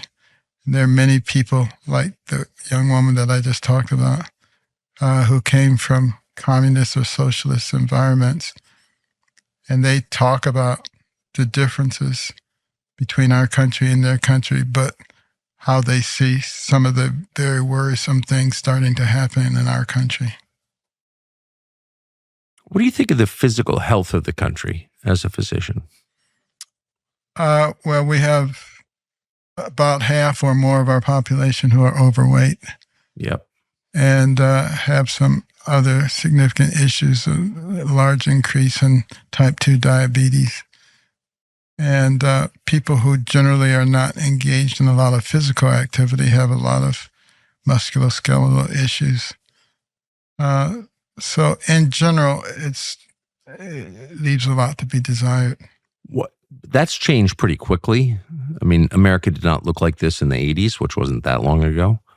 Well, we used to have a lot more physical labor. Yeah. And that helped. And, particularly among the men, they had jobs that required a lot of muscle, a lot of work, and you don't have that anymore.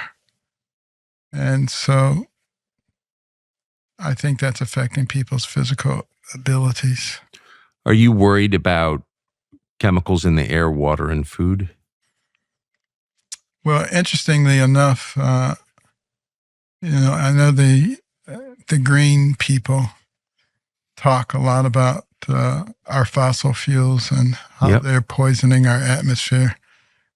But if you're objective, you know that we have the cleanest air and the cleanest water we've ever had since we've done measurements.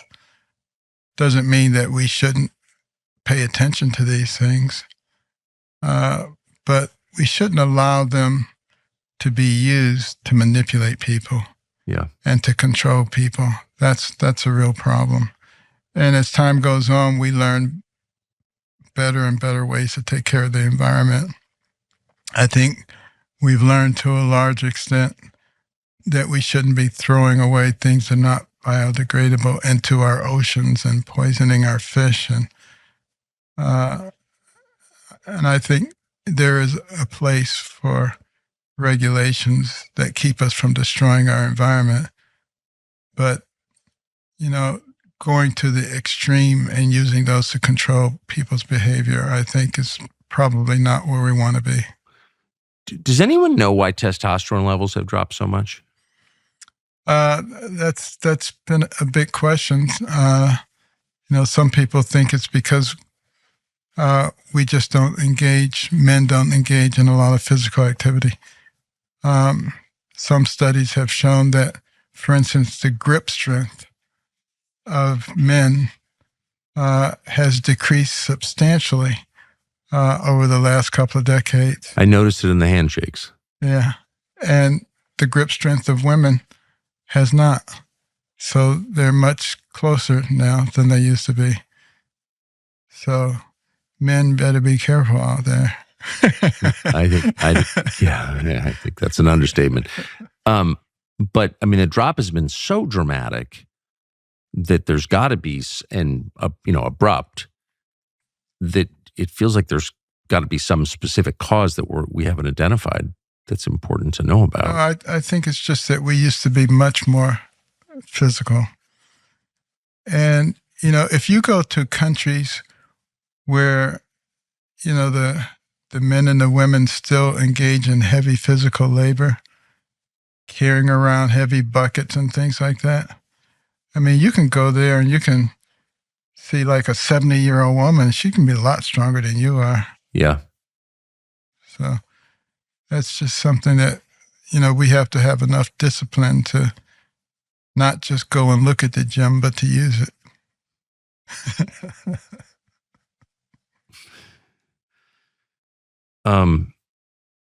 Another topic that YouTube doesn't want you to talk about are vaccines.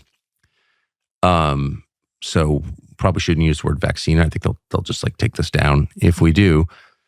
So let me just say I'm in favor of all vaccines and they should all be mandatory. But with that aside, what do you make of the COVID inoculation campaign, like with a couple years distance? What was that?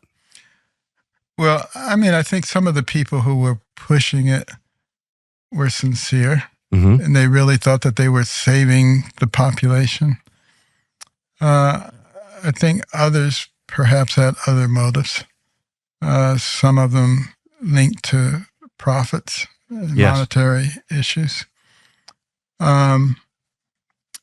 What is very troubling to me is the mandates that require people to get the vaccines if they want to keep their job. And so many people in the airline industry, in the medical industry, first line responders, military, lost their jobs, lost their pensions, lost their livelihoods because they refused to do it. Those people have not been made whole, even though it's been proven that they may have been right in refusing to take, the vaccines. And we also discovered that many of the alternative treatments that were basically demonized, like hydroxychloroquine and ivermectin, were actually very effective. But, we had an FDA rule that said we can't get an EUA, the emergency use authorization for the vaccine, if you had other effective treatments. So they had to, denigrate those. When in fact, the ruling should be just the opposite. It should say, if we're having a pandemic, use every avenue possible to find a solution, and not just try to channel everything into one direction. So the other thing that was done is we didn't make known the complication rate of the vaccines. It was much higher than previous vaccines. And, transparency requires that if you're going to treat somebody with something, you need to tell them what the benefits and risks are. We didn't do that. We just said, you got to do this, and that's the declaration. And you're not guessing that. I mean, you're a practicing physician your whole life. I thought that was required, that was like the basis of medical ethics. Well, it used to be. Something went out of the window in terms of medical ethics here. And they completely threw that out of the window and just said, this is the way it is, and this is what you got to do, and this is what we say. That's not the way we do things in America. And I think, unfortunately, a lot of people paid the consequences for it. And you'll remember about 8 months ago, they tried to say, there's a new strain, it's coming back again, we may have to mask up. Nobody was buying it, and it just sort of fizzled out pretty quickly. I don't think we're going to go that route again. Was it weird for you, since you were a doctor and one of the most famous doctors in the United States, and we were told to trust the doctor, trust the experts, but, if you stood up as HUD secretary and said any of these things, you would have been censored on YouTube? Yeah, no question. And many of the doctors who did try to speak up against it were canceled or denigrated in some way. And people were afraid to speak up. And that was a real problem. I personally was a little bit disappointed with the AMA and some of the medical organizations who just swallowed it all hook, line, and sinker, didn't apply the kind of rigorous thought processes to this that we normally apply to new treatments. And I hope they learned their lesson. Have they? I doubt it. It doesn't seem that anyone has been punished or even admitted fault, or at least I haven't seen it, if that's happened. So that raises the question, well, when we get another pandemic, which we will anyone trust the authorities? Will the authorities have, trustworthiness? I mean, what's going to happen next time? Well, certainly no one trusts them right now. Yeah. And hopefully we'll get a new administration next year. and we can start rebuilding that trust. But that requires transparency and actually explaining things. One of the things that lets you know when you got a problem is when you try to punish people who disagree with you. It's always okay for somebody to disagree, but it's not okay to punish them when they disagree with you. And, we were talking a little bit ago about, election fraud. People who don't engage in election fraud aren't offended by you talking about it. And they don't try to punish you. Good point. If I can just quote you, one thing about election fraud is people who aren't engaging in election fraud are not offended when you talk about it. I think that's worth getting tattooed on your arm. Yeah, exactly. An awful lot of people seem offended by any talk of election fraud. They're very offended by. It's sort of like if you stole the cookies from the cookie jar, well, then you're likely to say, no one can talk about the cookie jar. And if you talk about the cookie jar, we're going to punish you. But if you didn't take the cookies, you don't care.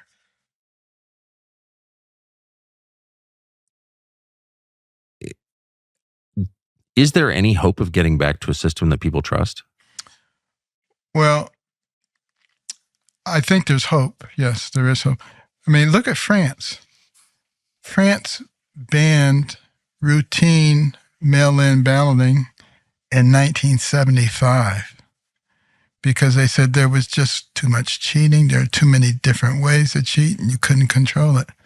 And they went back to paper balloting and an election day instead of an election season. And they now know their results within a day or two. So, we're about the only country in the world that does it this way. And why would we do that? Why has everybody else discovered that it's a problem, but we haven't? Obviously, because somebody's benefiting from the way that we do it. And I think we probably should have a congressional investigation. And let's look at the way it's done in places where it's done effectively and in a way that people trust it. And let's readjust what we're doing. Why haven't we done that? Because there are too many people who benefit from the way we do it now. They don't want to change it. They don't want to fix it because then they can't get a glass of water elected. I think you risk making everyone very cynical about democracy if you have a system like that. And I think a lot of people are very cynical about it. And this shouldn't be a partisan issue. I mean, this affects all of us. You want to talk about a threat to democracy. Having a voter election system that is very easily fraudulent is a real threat to democracy. And until we if we can send a man to the moon, some people say we didn't really do it, but if we can, we claim we can, we can certainly fix this election system. And if other people in the world can do it, certainly we can do it too.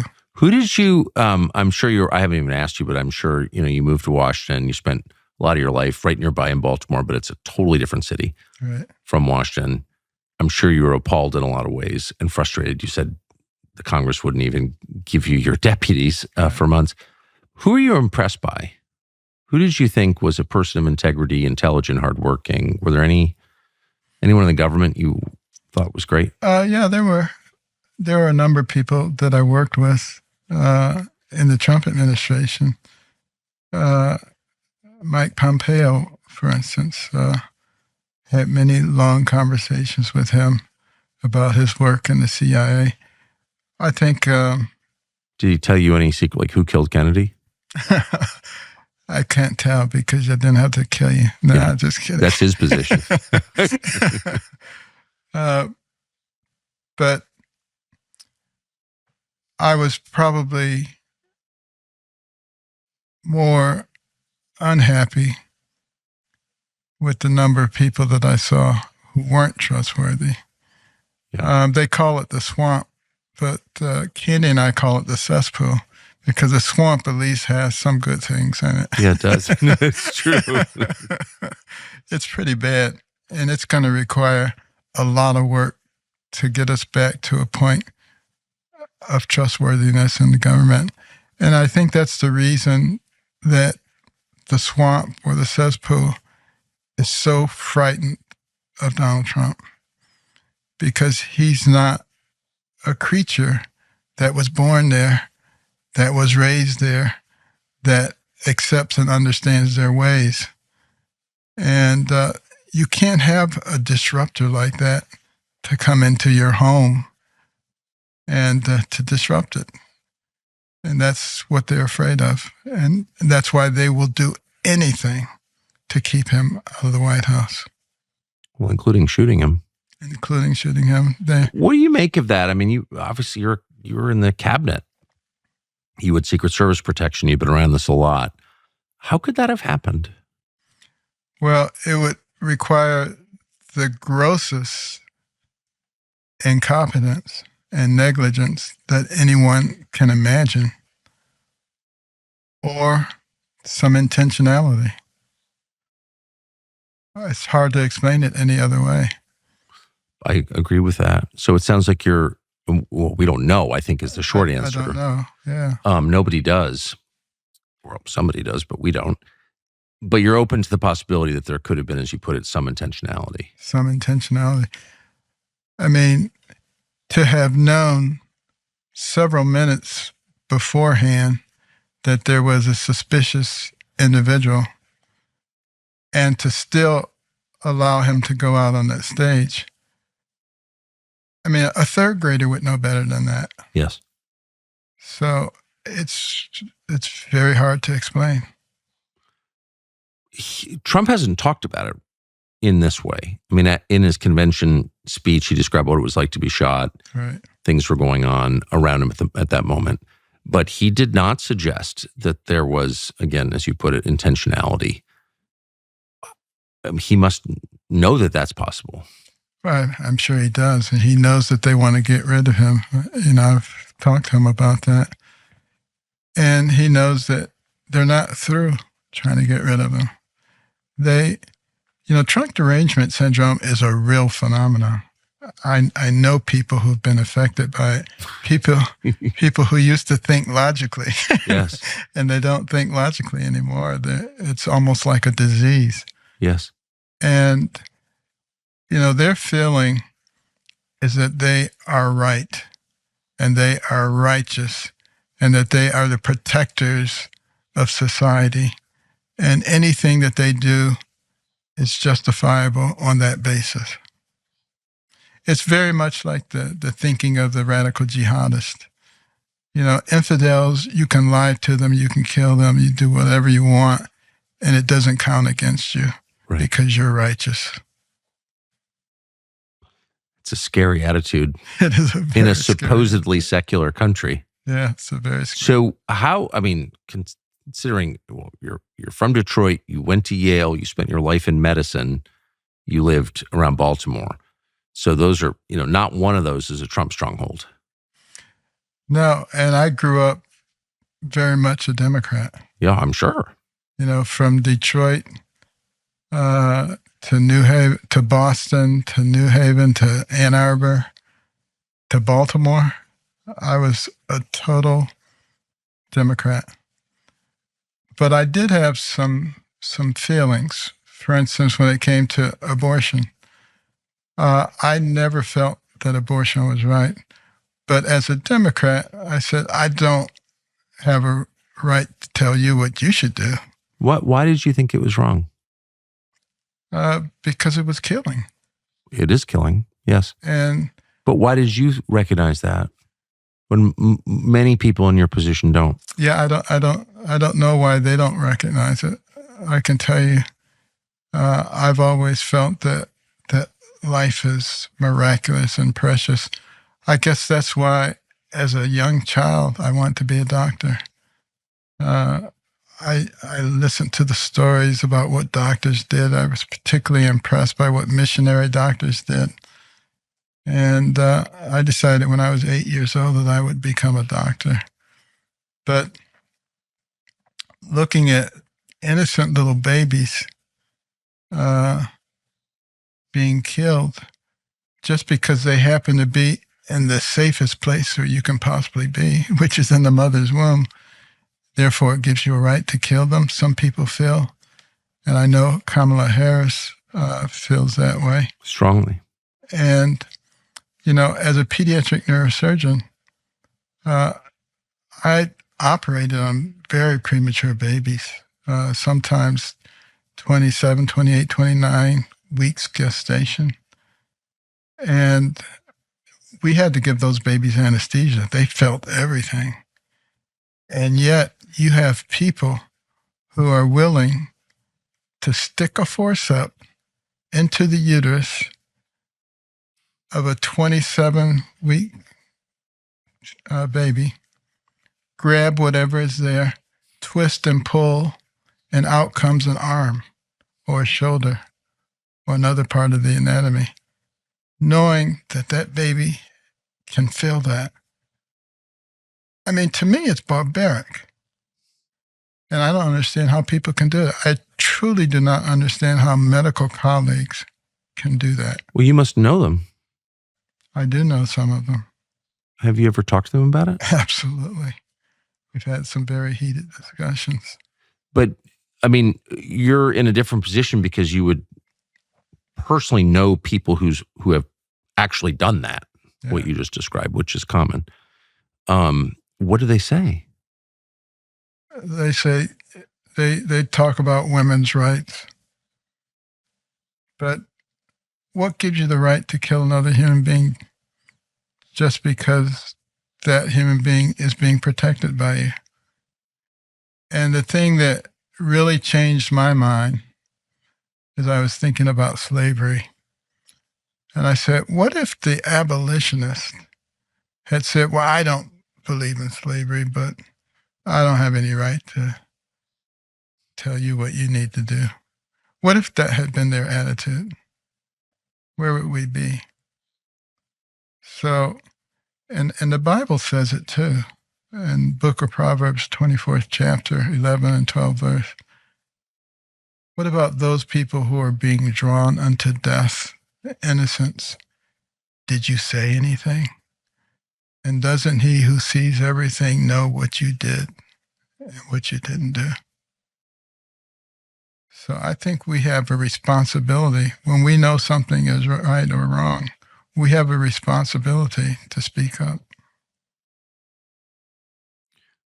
I'm amazed that you would talk like this in a hospital, medical school, operating room. I mean, that cannot be a popular view.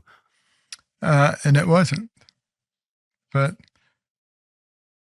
I, a long time ago, decided that I'm going to speak out for what I believe in. And even if people try to persecute you, and this comes back to my faith,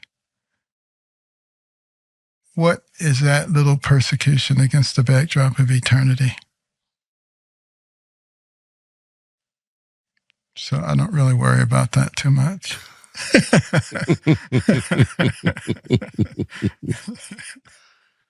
I don't think I can improve on that. Dr. Carson, thank you. It's been wonderful talking to you. It has been. Thank you very much. Okay.